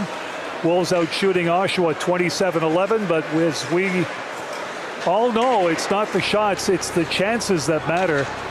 That shot banked off the glass. That'll be icing coming all the way back. And again, shots on goal. I don't know why they just don't have a chance for it. Oh, it would be nice to have a grade A chance for it, right? You look at the Olympics, well, easiest example is to look at the Olympics, right? At the Olympics, I mean, Canada outshot the U.S. severely, had a lot more grade A chances, but, it's the ones that go in, it's the luck, it's the bounces, it's all those things. So being outshot 27-12 is not a great thing, but 4-2, you're still in the game. We'll see what happens here as we approach the third. So the Wolves dump the puck back into Oshawa territory, because we've had this argument before, and sometimes you'll see stats where a goalie makes 42, 45, 40. Oh, he had an outstanding night. But how many of those 40-plus shots were actually good scoring opportunities? Oh, we've seen that before, right? Some defensive teams are just, just hammer the puck wherever from wherever. So they'll get the shots on the sides, no slots. Sometimes they'll be outside the blue line, right? Sometimes the other team does a good defensive job. And they have to be deemed pucks that would normally go into the net, so they don't have to be strong or weak. Correct. Here come the Wolves from the face-off, chipping it back into Oshawa territory. Bennett, top pick last year for the Wolves, chasing it after it. He's going to be counted on next year to provide some offense for this team, a lot of offense. Back to the point, kept in by Sudbury, back of the net. Moving it back, but not being able to keep it in was Henderson. Here's Blonda. Very smooth skating Luca Blonda. Being tied up. Wasn't a hook, but he was impeded. Good follow through on the check. Out in front, nobody there. The backhander. Frasca with the save. Whatever happened there, I don't know, but somebody missed their assignment and Frasca rescued them. Here's Henderson. Here's a shot taken. Big miss there by Clayton. Just missed getting that goal. Wolves keeping it in. Shot from the point. Knocked down in front. Generals break it up and clear. 1:40 to go in the period. Dump back into Sudbury territory. Knocked back out. Coughlin. Henderson. That's broken up by the Oshawa defense. Back come the Generals. Up ice. Bird Leitner takes a tough check in the corner there from Gavin Ewells. Loose puck behind the net, picked up by the Wolves and cleared back out to center ice. Got to get onside. Now the Generals again crossing the line. Shot with a stick save. Frasca with the save. Some heavy hitting going on in the corner. There's Chitteroni. Talk about hitting. back to the point, kept in by the Generals. Long shot, stick save by Frasca. And we've got a cross-checking penalty coming up. A cross-checking penalty against the Generals. That's one of those away from the net, 200 foot away from your net penalties that coaches do not like to see you take. And we were talking earlier about shots on goal and chances on goal or whatnot. In a game like this where you're out shooting the team 27-13 or whatnot, some of those chances against are going to be grade A chances from the time that you're spending in the other zone. And Paulo Frasca came up with a big save there. So the fact that he's aware and still into the game to make that grade A save, even though he probably hasn't had a really good shot against for about 10 minutes, shows some good mental maturity with goaltending. Well, I think he's been the big difference so far this season in being able to come up with the big save at the right time. The opportunity is always there, and for whatever reason, and it's indicative of his averages, he's playing well and consistent. Yeah, some games aren't always the greatest. There's long shot back down the ice as we get back to this, but again, he's been by far the better of the two regulars of late. Bronis has had some good games as well. I'm going to say that. But the consistency isn't as there as it is with Frasca, who's older and he's faced a lot more rubber.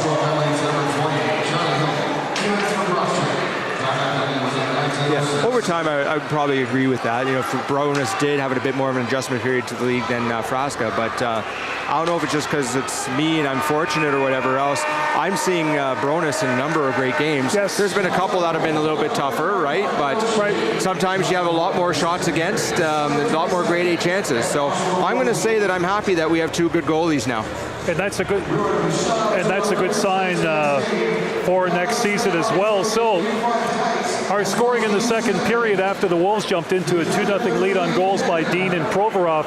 Figliomeni narrowed the deficit to 2-1 for Oshawa, scoring at 30 seconds. Henderson came back unassisted at 2:29 to regain that lead once again. Griffin for Oshawa from Smirnoff and Feely narrowed the gap to 3-2. Then Blake Clayton from Gonchar and Henderson at 7:26. That's where we stand. Shots, whether you want them or not, 27-14 in favor of the Sudbury Wolves. So all in all, the Wolves did what they had to do in order to maintain the lead. And of course, it was close there for a moment, 3-2. They've upped the lead to 2 goals once again. So good sign. Very good sign by the Wolves. They're playing very well. They did exactly what they're supposed to do, is save for the first minute of the second period. Okay, we're going to take a bit of a break and send things back. As usual, the BTB boys take it away for the second period intermission. What's going on, everybody? Welcome back to the BTB live stage here after the second intermission. It is a 4-2 hockey game, ladies and gentlemen. We have the Sudbury Wolves up 4-2. Myself, Alex Chimino, we're here with Tommy Vlahos, 2 of 4 members of Behind the Bench, and we're here to talk about the second period. Tommy, we talked about starting on time. Yeah. The kids I coach are going to hate when they hear me say this. You got to start on time. And the Wolfers did in that period and paid for it. 30 seconds in, Oshawa scores to make it a 2-1 hockey. It just got very comfortable with having a lead going into the second. And like you mentioned, starting on time. It felt like before we even took the headset off, they scored. So it could have went either way, but good bounce back with the Wolves getting the next one, because if Oshawa would have scored that other one, it would have been 2-2, right? So a good pushback after a very slow start, but very low entertaining period, but we still saw 4 goals. So it's like win-win, but it was like there was not lots going on, but there was. There was at the same time. Yeah, there were just goals in the middle of some open play. And some nice ones right in front of us with the Wolves. So let's talk about Rowan Henderson. We've loved them all year. Yeah. We've loved him ever since he came to the Wolves. A great draft pick in the U18 draft, and hopefully he's going to get selected here in the upcoming NHL draft. It'd be great to see. He's been a fantastic story for the Wolves. Dog on the bone. One of the best forecheckers in the OHL. We know one of the best penalty killers in the OHL.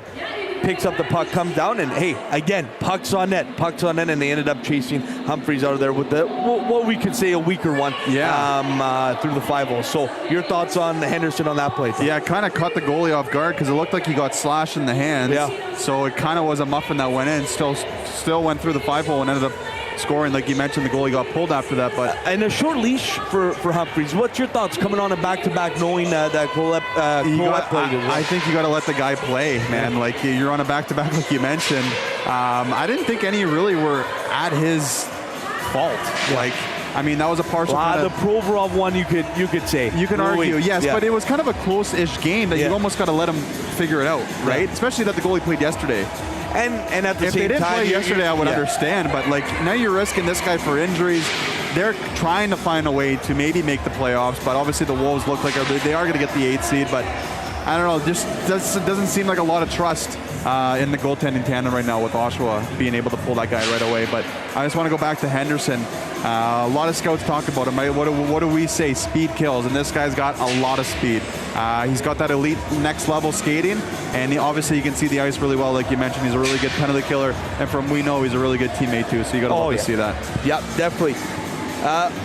Oshawa comes back, answers right away. Griffin scoring his 24th of the year, Tom, with another answer. And again, a defensive breakdown, looked like some tired bodies on the ice. He came right through the house. Can't have that happen. Yeah, just obviously he's probably a really good bright spot for Oshawa right now, being almost able to find a score sheet any other given night. So yeah, that breakdown, man, like just I guess not. I don't want to say inexperienced because these guys have been in the league for you know the better half of the whole year, but it's just I guess brain farts in a way, and that's going to happen if you're out there tired, like you mentioned. Just some things the Wolves got to clean up, but obviously they still have the lead, so it could be worse. We could for sure. We could be really harping on that one giveaway that's costing them, but they kind of can hopefully move on from that, wash it away. Good players usually tend to just forget about it their next shift, and hopefully that's the case right now. We know, Tom, coming in as coaches here. Those are what I know Scott Barney and the staff are definitely talking about, those two defensive lapses. And the Wolves are not a second period team. It seems to be like they always have their lulls in the game in the second period. Yeah. In my opinion, from what I've seen throughout watching this team this year, I'm not sure if you'd agree with me. Yeah, I do. And the best part is that they start in the first well in front of their home fans. And they end well as well. Yeah, and they end well. So I think, in my opinion, the most important periods are the first and third. I'm not saying that because I'm biased, because the Wolves are better in those periods.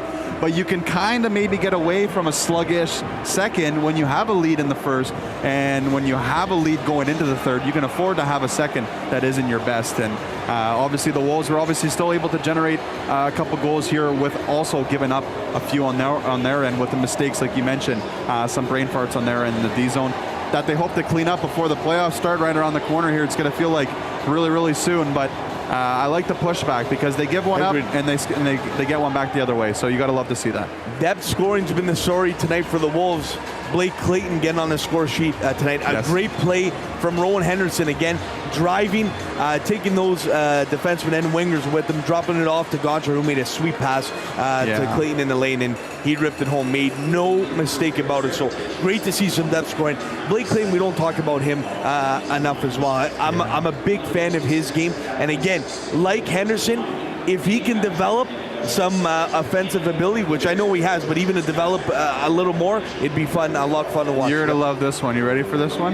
Never played at the OHL level, but he reminds me a lot of myself. Oh, there it is. There it is. We were waiting for it, ladies and gentlemen. I mean, Tommy Blau's player comparison to all the viewers here that have ever watched Tommy Blau's play. Clayton, D-zone draws, very not offensive. It comes in waves. When the confidence does kick in, we're very similar, but he plays against the other team's best players. But yeah, on that play though, very good. And you got to love to see the D getting activated too. They're activating, man. Especially Gaunter. Obviously, he's got a lot of skill. He's always activated. Always activated. But he made a great pass. But what was the big thing that we saw there? Communication. Clayton wanted the puck, called for it. And what's one thing that you teach minor hockey kids growing up? If you want the puck, yell for it. Clayton yelled for it, got it right away. One shot, and it found in the back of the net. So it was a really nice play. Definitely. I remember back in the day, Tom, all they used to say, especially after 2010, was Iggy, Iggy. Yeah. I remember yelling Iggy down the ice the whole time. For those, of course, the golden goal. Crosby calling for Jerome McGinley on the golden goal 2010 Olympics. But yeah, funny that you mentioned that. Yeah. Okay, another thing I like to mention, Tom, we mentioned Hudson Chitteroni in the first period. adds also a lot of balance to this know. lineup. You got Huge. three solid lines. Yeah. You got your out-and-out number one with Lemieux, Hovan, and Nemec. But again, you got like a 2A, 2B situation. And I didn't mind them changing it up a little bit. They always run Henderson, Dean, and Clayton. But I didn't mind them giving Bennett a shot up with those guys. I thought he was great with them. Yes, and like you mentioned, depth. So you talk about their three centers up the middle of the ice. That's a huge luxury to have. So you got Chauvin, Chitteroni, and then it goes to Clayton. Right. So your three centers, I always say most important position. I went from goalie, that's saying that in the first, but I think center is just as important as a goalie, sure. right? D-zone draws, O-zone draws, and those three guys are very good on face-off percentage. But like we did talk about Bennett, I think he's going to get there, right? Oh, yeah. It's going to take him maybe a little bit of time to find that offensive stride. People forget he's very young, right? Yes. Very talented, first round pick. Rookie in the league. So give this guy next year to get his feet even more wet and maybe get more opportunities, and we'll see what happens. But he looked good in that second period. Yeah, getting definitely. some elevated minutes. Now, to get to the playoff implications of this, obviously the Wolves are sitting in the 8th spot. And we did our math here on the BTB live stage. We're huge math guys, ladies and gentlemen. The magic number is 8 for the Sudbury Wolves to make sure there's no doubt about it that they get into the 8th seed. That is barring a Brampton run here of maybe 10 run. straight. Yeah, 9 straight, run. sorry. Yeah. So 8 is the number. The max amount of points, the Wolves are currently sitting at 50 points. The max amount of points for the Brampton Steelheads that they can get is 57. Yes. So Wolves sitting here, 8 points is the magic number, and I found the 4 games that they can get it from Tom. Tonight, ladies and gentlemen, 2. Gotta have it. Gotta have it again when you play Oshawa coming up here soon. And then they have 2 games against Brampton to really put it away. Probably one of those games is going to be good enough to do it. So you win one of those games against them, you're probably looking really good if you're the Sudbury Wolves to clinching the 8th spot. But I would say it's only a matter of time. They play Oshawa twice, they play Brampton twice. Max amount of points, like I said, Brampton can get is 57. Wolves are looking for those magic 8 points. But I think before they even get to those 8 points, I think it could be all said and done. So it's a good thing that the Wolves are kind of in this situation, because it's not like the people that have already, the teams that have already clinched are going to take their step off, but sometimes that's the case, right? They get comfortable, they clinch, or like, I got 8 to 12 games left, I don't have to worry about making the playoffs, and sometimes maybe they get bad habits. The Wolves are fighting for their lives to get in, and this is the right time to play that kind of playoff hockey, which we're kind of seeing right now. We mentioned it in the first. The coaches are very vocal in the D zone. Everyone's trying to find a role right before playoffs, but like you mentioned, 8 points, hopefully get 2 here, 6 left with like you already mentioned, Alex, big games coming up against teams that you need to win, and I know the Wolves got a couple home ones still left, so use the home crowd to your advantage, get those points at home, and you'll be punching your ticket to the dance here. So like we said, Brampton currently sitting with 39 points, the Wolves sitting with 50. Brampton does have a game in hand. It is a far cry maybe right now for Brampton, but again, like Mason Savage says, that's hockey, baby. You never know what can happen. That's baseball as well, Tom. But taking a look at the Eastern Conference, Brantford sitting atop of the Eastern Conference right now, Tom, with 93 points. They're also leading their division over Ottawa. Ottawa sitting in 3rd with 87 points. Barrie has clinched their division with 90 points. They are in the 2nd spot. It goes Brantford, Barrie, Ottawa. Peterborough is next. Kieran Walton has not missed a beat on that team. It's really good. Looks really good. North Bay, who's been a stingy team to play against, I would not want to play against them in the playoffs, even though, this isn't their year to make a run. North Bay is such a hard team to beat. In-your-face hockey, right? Yep. They got that playoff kind of mentality throughout the whole regular season and into the playoffs here coming up. Niagara is in the mix as well. They've clinched with 64 points. Kingston, who's ahead of the Wolves by 9 points with 59, are clinched as well in the 7th spot. So there's one more to go. One more to clinch, and hopefully the Wolves can get it done. Of course, we're here at the Wolves stage. We're here at the Wolves game. Of course, we're looking for the Wolfers to get in there. Now, on the west side of things, only 5 teams have clinched, Tom. Kitchener has clinched their division as well with 92 points. Behind them is Windsor in 2nd. Flint clinched. Sioux clinched at 4th. London at 5th. Guelph, Owen Sound, and Saginaw all fighting for their respective positions in the Eastern Conference. Sarnia behind Saginaw by a total of 9 points. So we're starting to see the playoff picture start to come about here with about 8 to 10 games left for each team. So yeah, and I just want to talk about the West. That top 5, scary. It can go anywhere, right? Like nothing against those 6, 7, 8 teams in the West, but that it's going to be any of those top 5 teams that are going to win that conference, right? And we just got to talk about London, man. They were able to sell some pieces and still finish 5th. And a program. Just from talking to other people around the league, like no one wants to play them, even though that they gave up their best players to Kitchener. Like they're right in the thick of things, and they run obviously a really good program, one of the best in the league, if not the best. And in terms of the East, man, you got to be really happy if you're a Wolves fan. Obviously, you're able to sell off your big pieces and still fine-tune with some young guys like we mentioned before, but still probably very likely get to the playoffs and get some experience for these guys, and maybe win a round or two. You never know. Like you mentioned, that's hockey. You get a hot goaltender. You never know what can happen. Special teams, maybe take Brantford or Barrie, whoever you play in the first round, to 6-7 and make them feel uncomfortable. You never really know how it can go. Yeah, as you mentioned, Tom, if the playoffs were to start today, the Wolves would get the Brantford Bulldogs. And the Wolves, back in January, put a great fight against them here on home ice. You know, the Wolves can definitely maybe take a game or two here if they were to play Brantford. It is going to be tough. It's going to be very tough. Brantford's got one of the 6 best. or 7, but sure. probably one of the best OHL teams we've seen in the last Assembled. decade. On paper? Yeah, on paper for sure. For sure. Yeah. It's just if you can put it together. Sometimes it's a lot of pressure being that 1 seed with a lot of expectations. Definitely. Right? What happened to our boy Homer's team a couple years ago with Windsor? Shane Wright. Who else did they? They were loaded that year. Not Greentree. Was it Wyatt Johnson? Wyatt Johnson, I believe. No, he left that team. Who am I thinking of? He's with the Islanders organization. It's going to kill me now. He was unbelievable. He's a Windsor guy too. We'll get back to it, ladies and gentlemen. Maybe throw it in the chat if you know who we're talking about here. But we'll definitely come back to that. Tom, you know, outside of the arena, as we have a little timer before the players take the ice here, outside the arena, we're starting to see the wheels in motion on the new rink that's coming just to the side of us here. So, Tom, you know, thoughts on seeing the wheels finally in motion here? Yeah, everyone's kind of talking about it in the old Kern barn that we're in right now. It's like, when's it coming? What year? Everyone's kind of excited about it. As long as this BTB stage comes with it, I'm very happy. But it's going to be very good for the community. We'll have to talk to Mayor Lefebvre, make sure that gets in there. Hockey aside, it's going to be great for, you know, concerts, other entertainment.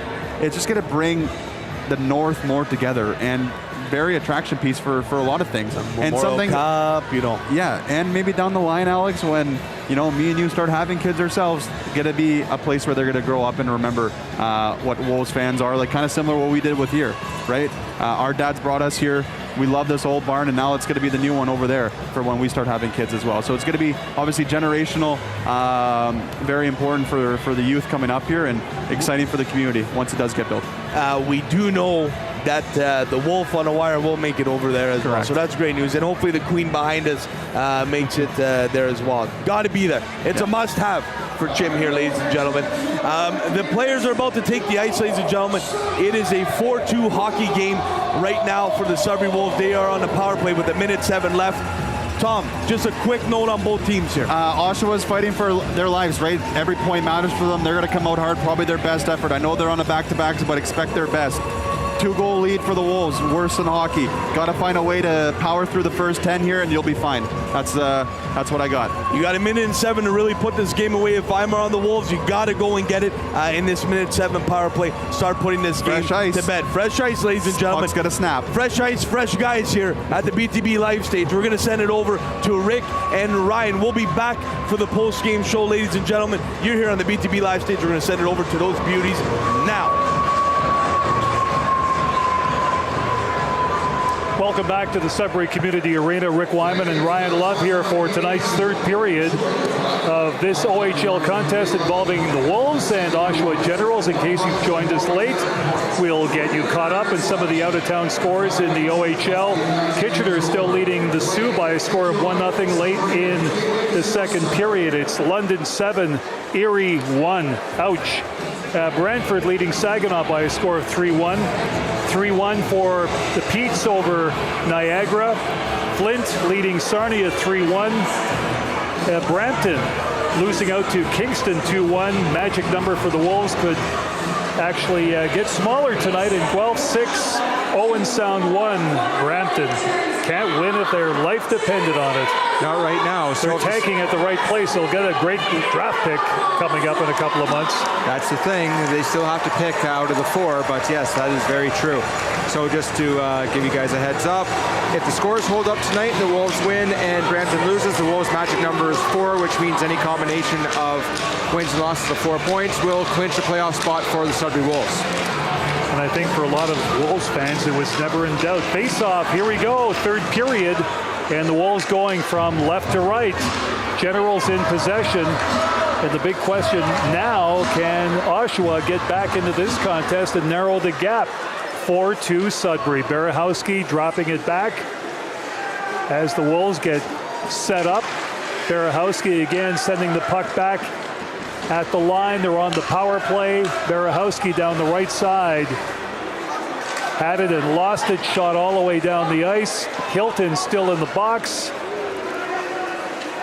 And he's got about 30 seconds to go here in that Wolves power play. Lemieux up the middle, broken up by the Oshawa defense, and the puck is back knocked out to the neutral zone. Wolves try again. That shot taken by Nemitz, and it deflected out of play over the glass. So Hilton with 15 seconds left, and the face-off outside the Oshawa blue line. Matt LeCavalier, member of the Greater Sudbury Police Force, ready to drop the puck. One of 2 linesmen that I know that I've worked with in my career. And the Generals are in possession. Rifled all the way down, killing off some precious seconds here. So again, the Generals killing off the penalty. They'll be back to 5 aside here momentarily. Here come the Wolves across the line. Hilton out of the box. Clayton tried to center it. Knocked down at the line. Thrown back in. Delayed offside. Waved off. Generals will try once again.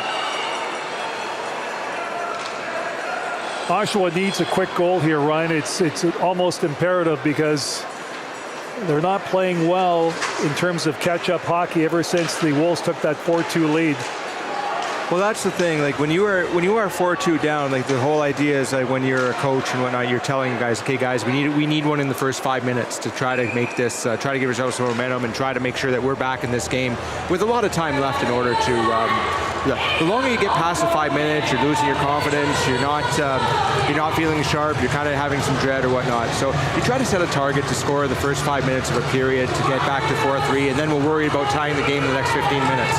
I like that. And icing called against the Wolves, so we'll drop that puck to Frasca's right, deep in the Sudbury zone. Almost 2 minutes gone here in the period. Puck kept in. Face off. Pad saved by Frasca on that shot initially taken by Murnane. Brady Murnane wearing number 3 for Oshawa, playing right defense. Wolves get possession, breaking out. Coughlin up there, throwing his weight around, playing a pretty good game tonight for the Sudbury Wolves, rolling puck back into Wolves territory. Ula was back there first to knock it off the boards and out. Got to say, in regards to Coughlin, he's played his best hockey over the past few weeks stretch that he has all year. And that's a good sign, especially at this time of the year with the playoffs coming up. Everyone's got to be firing on all cylinders. That pass, over the line, so Generals have to reset, almost offside. Almost 3 minutes gone here in period number 3. The Wolves on the attack across the line. Shot taken. Pad save by Shalott. Odell keeping it in at the right point. Good effort there to try and initiate a play by Dean. But the Generals come back with that puck. Quick shot of the pad save by Frasca. Rebound off a stick into the corner. Henderson in after it. He'll try to clear all the way down. That'll be an icing call against the Sudbury Wolves coming all the way back. So the schedule with only 2 more home games left, the next 2 Friday nights. Some road games this season winding down ever so quickly. It seems like every year it seems like it's too quick. We get to March and you think that you know what, we're here already. It's a sad thing, but you know what? We've been treated to some much better hockey since the trade deadline and over the past few weeks with our Wolves. And no matter how long the season's going to last this year, they're looking very good going into next year. Well, it's all about the future now because you've got a lot of young bodies and some picks coming up in the draft. It's going to be a big difference in terms of what you're going to see now and in the fall. You're also going to lose some experience too, but you've got players stepping it up and getting better as this season progresses. Chip back into Sudbury territory. Generals trying to get something, anything going here in the third period. Almost 4 minutes gone. There's a shot from the point. Off a stick into the corner. Back of the net. Now back to the point once again. Almost passed out. Long shot broken up.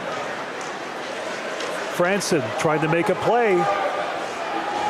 Generals along the boards, passed out, cycled in front. Frasca goes down, and he'll cover up on that puck. Paulo Frasca, Mr. Steady, as he was on Sunday and helping the Wolves beat Kingston. Well, as I mentioned before, like with Frasca, you just saw that on that play. Some other goalies are they're on their knees, they're going like this, oh, the puck's going to hit me, whatever. Frasca's getting every part of his body in front of the puck and covered as quickly as he possibly can. It's just different to watch than what we're used to, but it's good to watch what we're used to because it shows that he's competing. Very quick in terms of, he's got a good athletic skill, and that's half the battle as a goaltender. You need that. I'm still put out by the whole butterfly effect where goalies drop to both knees and leave the shoulder area wide open for higher shots. That puck shot all the way down the ice, and we'll have a face-off again in the Sudbury zone, but too often you see it. You see it in the NHL. Guys will drop and give shooters all kinds of room above their shoulders. And too many goals, really. I mean, if they have enough time, they're going to put them upstairs. If they have an extra second, it's going over your shoulder, into the top of the net, into the roof. That's right. And there was a tendency at one time to make sure your goalies were very big to try and alleviate that problem. But sometimes bigger goalies aren't as fast as the smaller ones. That's it. Well, if you're small, you got to be fast. Sometimes being big is a skill. So they're going to redo that face-off. That's what we used to do back in the day. Sometimes you put your biggest guy in the net and just hope the puck hit them as much as they possibly could. In some cases, he was probably the slowest skater out there. That's right. Worst skater goes in net. That's the rule. Whoever's last to the race from red line to red line, you're in net. You're in net. Wolves win that face-off. Drop back behind the net. Close to 5 minutes gone here in period number 3. 4-2 Sudbury. Generals, something, anything. Trying to get it going. Frasca, backhanded puck into the corner. Kept in by Oshawa. Far side. Back to the point. There's a shot off the blocker. Frasca knocked it away. And the puck picked up by Hovad. Into the corner. Trying to set it up for Nemitz. And the Wolves finally break out. And the Generals quick to retrieve and get it back in. Centering pass there by Moore of the Generals into the corner and taken out by the Wolves. Lemieux dropping it back. Blonda There's a shot deflected out of play, so the faceoff will be in the Oshawa zone. One of the good signs about the Wolves tonight, as far as the goal scorers go, none of them are on the first line. Like the guys that we're used to scoring, you know, Hova, Nemec, Lemieux, those guys, not a point tonight. All our scoring has come from our middle six. Our penalty killers, our workers, that kind of thing. So that bodes well for us going down the stretch. Well, Lemieux coming off a couple of games of not playing. He had sustained an injury. Henderson as well recently back in the lineup, so the Wolves are trying to get healthy, and that's a good sign when you get subsidiary scoring at any time. That's what you want. You want your second, third, and fourth lines to be able to score. Puck knocked down the ice into the Wolves zone. 13:50 to go in the game. Barahowski lofts it up high, back into the neutral zone. Chitteroni chasing the puck down the right side. Lost that race. Generals get to it first. And it's picked up. Matthew Wang, his pass. And that is shot back into Sudbury territory. We've got a TV timeout. And the ice cleaners are going to make their presence here. So the Wolves right now will try to play out the string and start thinking about a possible first-round matchup. Here's the question, Brantford or Barrie? Who do you like? You know what? It's pick your poison at that point. Brantford has a more offensive, skilled team. Barrie's got probably better top-end players with Aitchison and Baudouin. They've got depth. All of those teams have good goalies. Barrie would be interesting from a rivalry standpoint to go against. You know, it's just down the road. Really, it's one of our closer rivals. That would be interesting just because it just adds to the rivalry. Right? Brantford is a little bit longer in the road trip or whatnot, but they have a lot more NHL prospects on their team. So either way, it's not going to be fun. It's going to be a lot of hard work to win that series, but it'll be entertaining hockey either way. I'm hoping, and it's just a couple of weeks away. Playoffs, always an interesting story. Wolves from that faceoff get the puck into the Oshawa zone in possession. Trying to make a play. There's a bump in the corner. And the puck is shot out. After Clayton had it and lost it, regains it, passed it off, shot back into the Oshawa zone. There are times I'm just thinking that the Wolves are just trying to play out the string here. Here's a quick shot taken from the side of the net by Clayton. Pad save by Shalott. Henderson sends it behind the net into the opposite corner, picked up by the Generals and cleared all the way down. That's going to be icing coming back close, almost hit Frasca.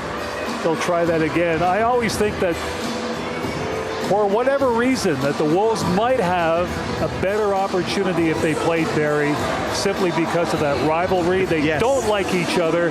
That hatred is not as evident with Brantford. Yeah, Brantford, they're just going to watch and see, and it's not the rivalry, right? You're right. Playing against Barrie, they're going to put a lot more emotion. They're going to put a lot more intensity into those games. It would be really fun to watch, for sure. And plus the ability to go down to Barrie and back and forth to see their fans here and fans in Barrie at the Saddlet Arena, so you just never know. Oh, it'll make for an more interesting playoff series for sure, but we'll see what happens. Either team, like I said, both teams are very, very tough and will be very hard to beat, but Wolves have had some success against Barrie this year. Lemieux caught on the offside after that nice pass by Frasca, and I like his puck handling ability. He can make that stretch pass and hits. He can go tape to tape. So again, face off outside the blue line. 12:15 to go in the third period. 4-2. Sudbury leads. Long shot. Shalott with the save, and remember he replaced Humphreys in the second period after the Wolves took a 3-1 lead. And has been steady, allowing but one goal. Just to his right, Generals trying to get it out. kept in by the tenacious Wolves in this contest, and that tenacity has led to some interesting goals for Sudbury, and that's what it's all about, working hard. They've outworked the Generals. Long shot into Sudbury territory. Picked up by the Wolves behind the net on that loose puck and taken out. Shot back in. Bennett had it Karam behind the net. Into the opposite corner to Shalot's right. Generals worried about the clock now. That's their biggest factor. Clearing pass, knocked back out. Provorov getting some help out front. Trying to get something going here, maybe an insurance marker to make it a 3-goal game, but the Generals have other ideas. Shot back in by Feely of the Generals. He'll go for a change. Back to the line, kept in by Oshawa. Long shot. Frasca got a piece of it. Directed that puck to the right corner. Bouncing puck behind the net with 10:40 to go in the third. Out in front, there's his shot. Hit a leg. Boy, Oshawa's had some nice positional setups and haven't been able to capitalize in that right position at the right time. Well, Frasca's there to make the saves, and you know what? Some of the Wolves defenders are getting their sticks and their bodies on the right shots. So, I mean, you got to give credit to the Wolves, too, for doing a good job in getting in those lanes. I'd like to see the shot blocks in this game alone, because the Wolves have stopped a lot of rubber, in addition to what Frasca's doing. For sure. That's absolutely true. Down the right side, Generals can't keep it in. The Wolves will take it back out. Here's Berehowski. Into Oshawa territory, that right corner. Loose puck is picked up. A bit of bumping going along the boards. There's Clayton, or Coughlin. Had his stick on it, lost it. Finishes off his check in the corner. Generals, wow, hard pressed to get anything going here in the third period. There's Berehowski throwing it back to Ewells. Ewells takes a look at the clock. We've played 10 minutes, over 10 minutes here in the third period. 4-2 Wolves lead. Sent into the neutral zone, taken across the line. Centering pass out in front. Good opportunity there, but no shot from Lemieux. Like his skating out there. Going to take him a couple of games to get back into what we saw before in game shape, but skates very well. Chasing it after it in the corner. Couple of hits. Nemitz was hit in the corner, but a quick shot, not a difficult one, and Shalot will force the face-off to his right with 8:50 remaining. What have we got next for these guys? The Sudbury Wolves on the road. They're not home until next week. They're back in Oshawa, I guess, next Wednesday. Yeah, and they're in North Bay on Sunday, which myself and David Bowen will have the call there. Boy, you've been getting a lot of airtime of late. This is turning out pretty beneficial for you. I love this. This is great. This is a lot of fun. Well, I'm glad we finally had the opportunity to do one together here, considering the circumstances, because Coop and David are doing TV tonight. They're going Hollywood on Eastlink Community Cable, so it's great to hang out with you, Ryan. And oh, it's a lot of fun. Their faces are made for TV, though. That's why we got all the information. They're the stars. They are the stars. That's right. That's right. Here we go with 8:14 left here in the third period. The Wolves, you can safely say, in control in this hockey game right now. Just doing whatever they have to do to keep it a 2-goal lead. Clayton in the corner sends it behind the net. And the Generals will try to get another attack going here. It's a stretch pass all the way down. Icing waved off. That obviously hit a player. And the loose puck behind the net. Picked up. And the Wolves break out again. Their transition game has been very good this evening. I guess it's contingent on your competition, but their breakouts have been pretty easy right from the get-go. Oh, the breakouts have been good. They're for the most part, their defense has been, their team defense, I should say, has been very well, just bottling it up, making them dump the puck, not allowing them much of a chance to make a play. There's a shot just outside the face-off circle in the Wolves zone by the Generals. Time, the biggest factor for Oshawa right now if they have any hope of making this a close game. There's a loose puck that inadvertently scoots all the way down the ice back into Oshawa territory. They'll try to get organized one more time. Brady Murnane dumping it in for the Generals. Just behind Frasca in goal, centering pass beyond Berehowski's reach, kept in by Oshawa. There's a shot, loose puck, poked away by Frasca. Haven't seen that kind of poke check in a long time since Johnny Bauer was playing with the Leafs.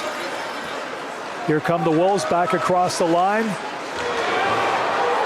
Out in front, centering pass. Chalette went one way, the puck went the other, and the Wolves couldn't get a good shot. Nice clearing effort there by Frasca. He likes to fire that puck. Great puck handler. Fantastic puck handler. That really helped the transition as well. And that's a big asset if you want to play pro hockey as well. Berehowski getting that pass and simply dumping it into Oshawa territory with 5:40 to go here in the third period. There's a lead pass, a stretch pass, deep into Sudbury territory. You've got 1, 2, you got 5 players battling for possession. Finally, it comes out, shot all the way down the ice, icing as it should be waved off by the linesman, Blake Wisniewski. Great play by Lemieux to beat that icing out. His skating, I guess, can best be described as effortless. He just skates, got good balance and great speed. Yeah, and over the next few games, as he works his way back into game shape, he's going to have stamina to go with that as well. Generals take it across the line into Sudbury territory with 4:50 to go in the third period.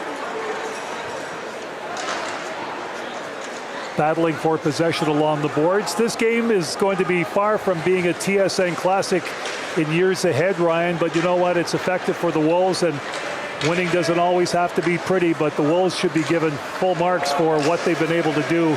Here's a bouncing puck that Chalette managed to guide to the corner.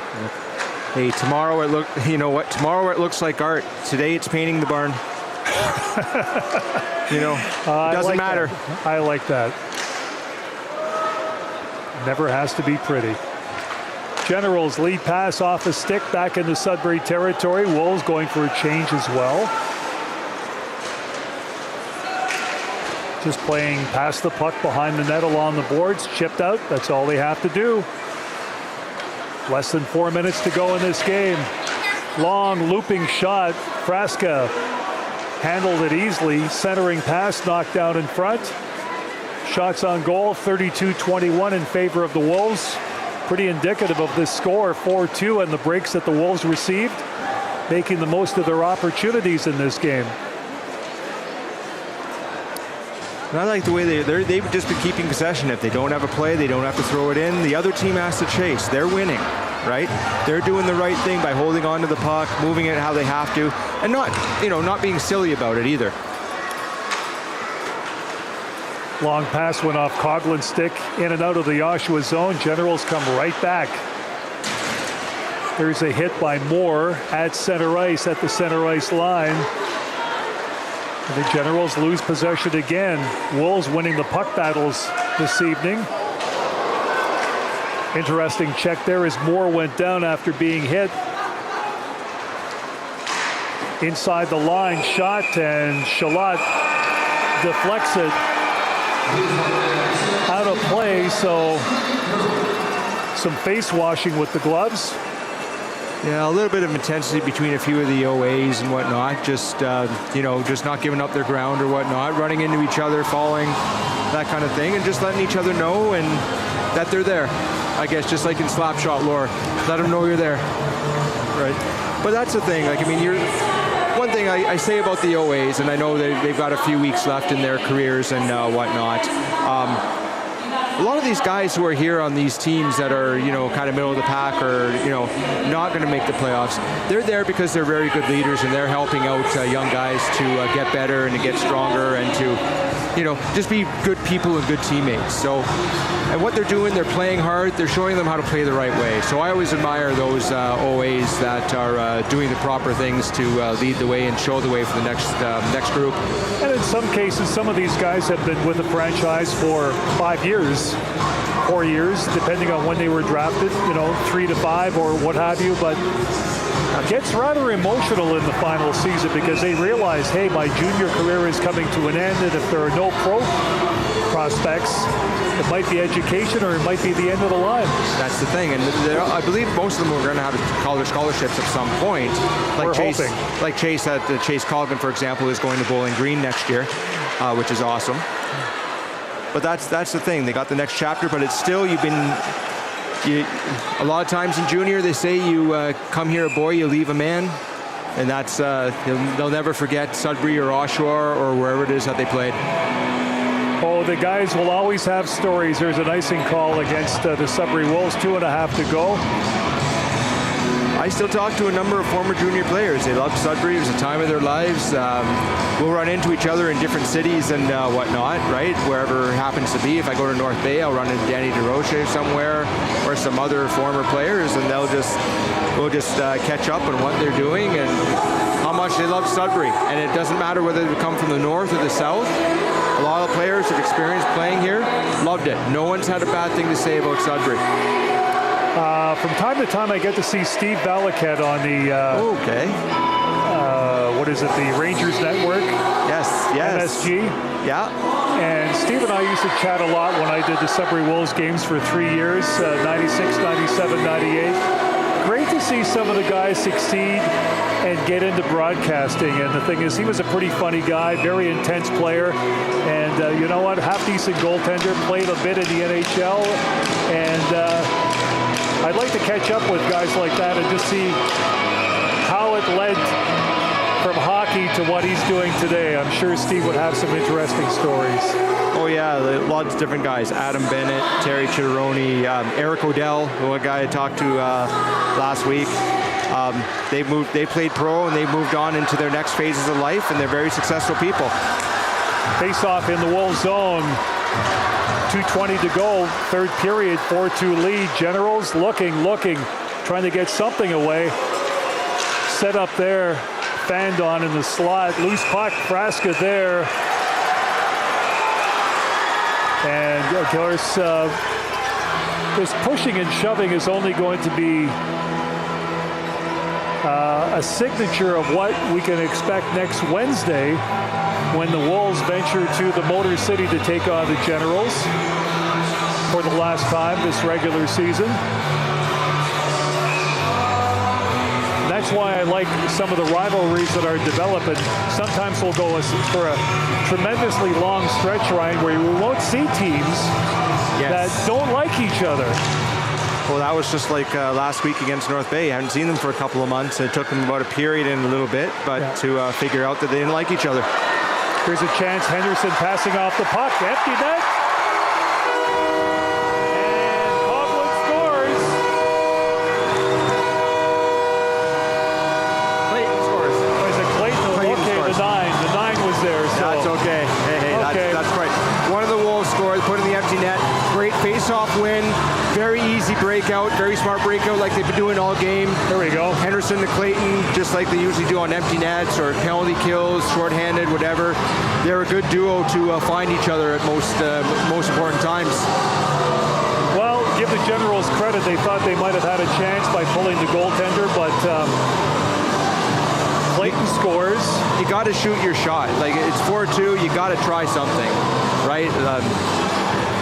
You're not just going to say, okay, yeah, we're just going to play out the game. You got to try to win the game. You got to try to get some goals. Full marks for them for some guts. But unfortunately for them, fortunately for us, it's just going our way tonight.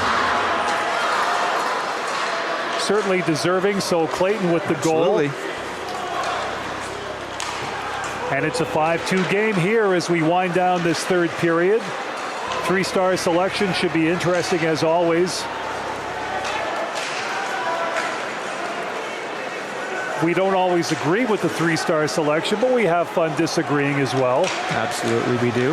Like It should be a Wolves clean sweep tonight, though. I thought Frasca should have had a star last Sunday against Kingston, but I didn't pick. So we'll see what happens here in just a couple of minutes with 1:15 to go. Both teams just content to throw the puck back and forth, and the Wolves will kill off the remaining minute. So Blake Clayton getting the goal.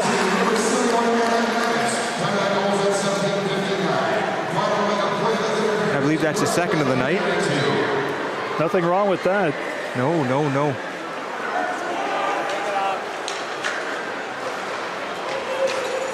Nice win for the Wolves. 5-5 in their last 10, so good way to start off the weekend. Get ready for that game against North Bay. So Clayton is 9th. Henderson and Nemec on the assists. So again, Clayton with back-to-back goals at 7:26 and 17:59. There's a puck that bounces over the net. We're down to about 22 seconds. And the Wolves will get ready for the North Bay Battalion come Sunday, which will be an interesting matchup, considering that North Bay is hungry, wanting to finish ahead of Peterborough, and the Wolves win this one by a score of...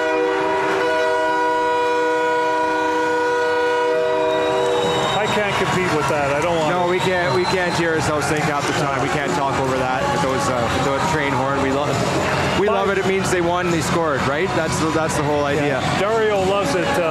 Wolves owner Dario Zulich, that's his favorite. I'm sure he probably...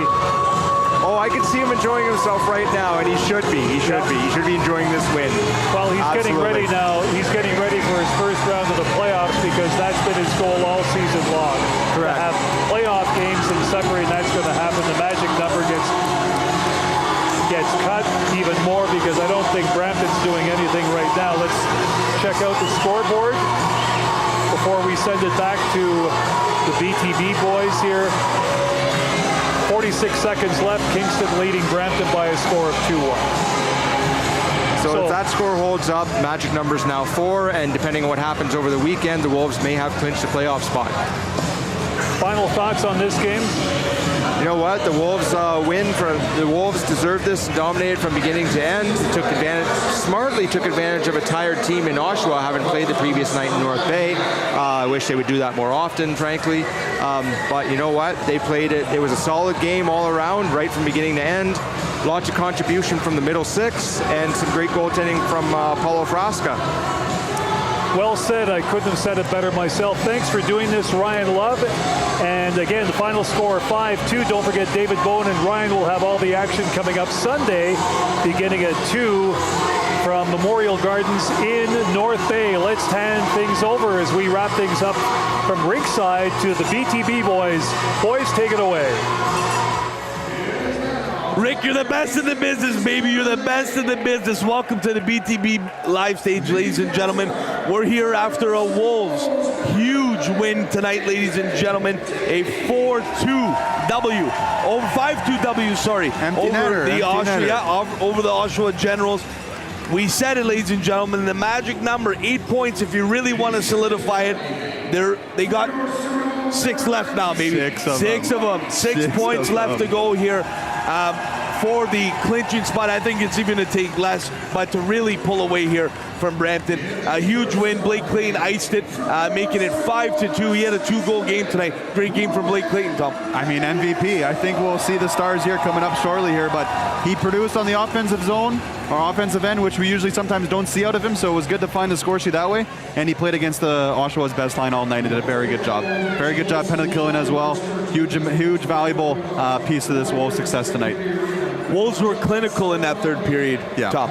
They had the 1-2-2 going, the trap going, getting pucks in deep, right? Playing that really smart, simple, rinse and repeat hockey, and ended up getting the job done. I mean, Oshawa couldn't get anything going in the third period. And if they did, it was kind of a one and done. Frasca was very good with his rebound control. Anything that was kind of coming his way, like I mentioned, it was one and done. If so, he took a whistle if needed.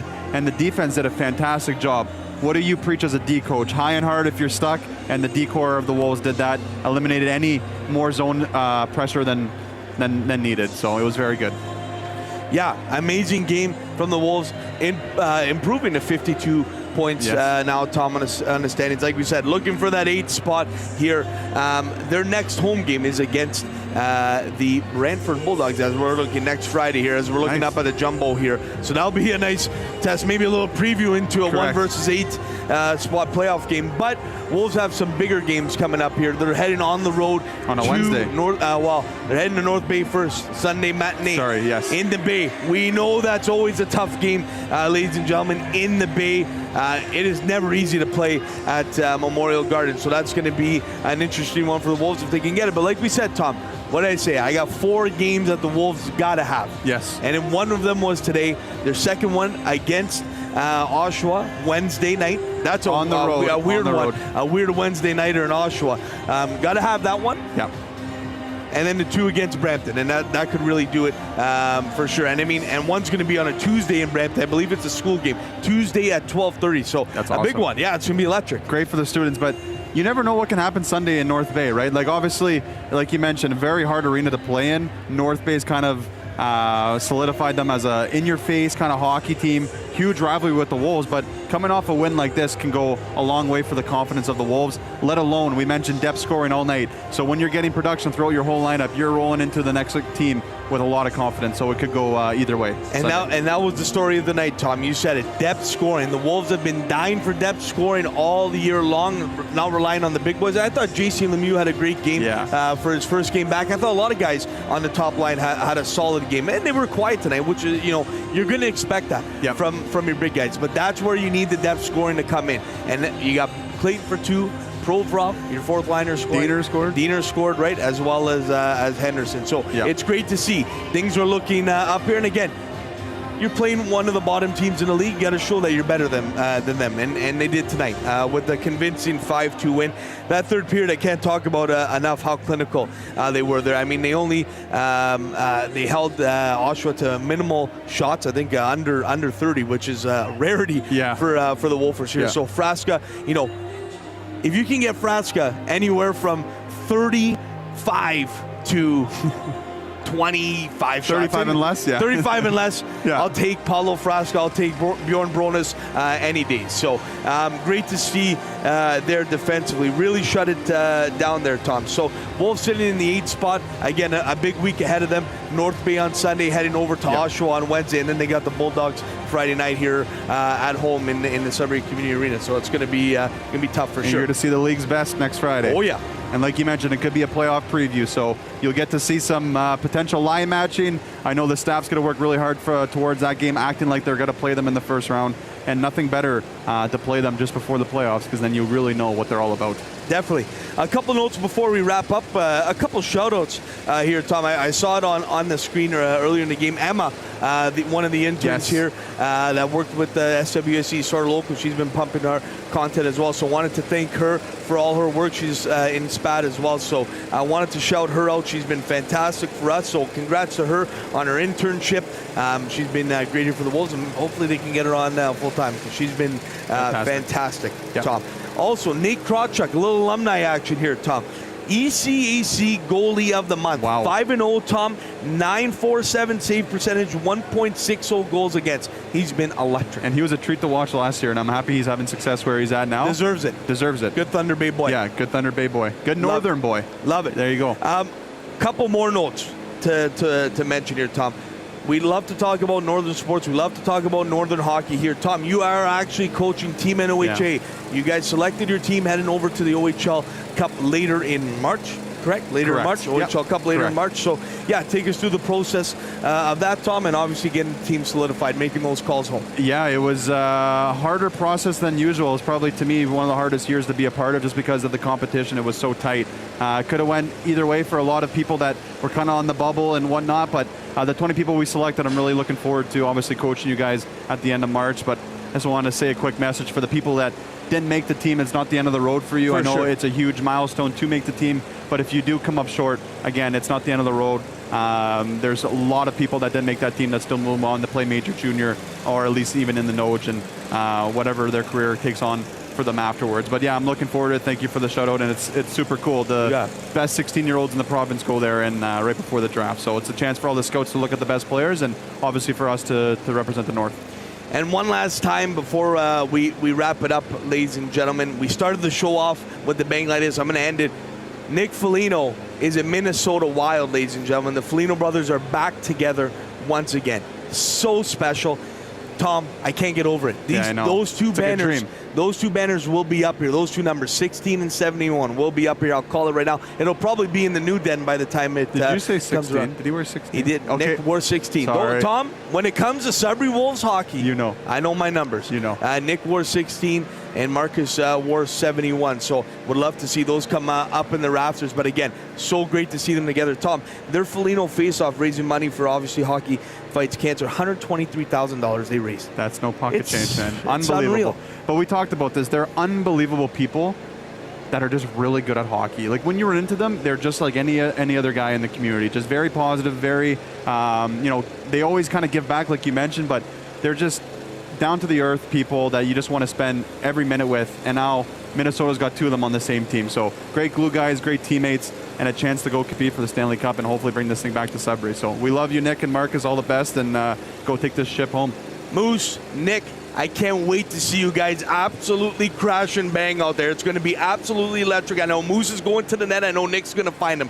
When they connect for that first goal together, baby, I am so fired up to see it. So, obviously, it's so great to see if they can bring a Stanley Cup back home here. I mean, they are Sudbury hockey, so we love them a lot, and a big thanks for everything they do here for the city.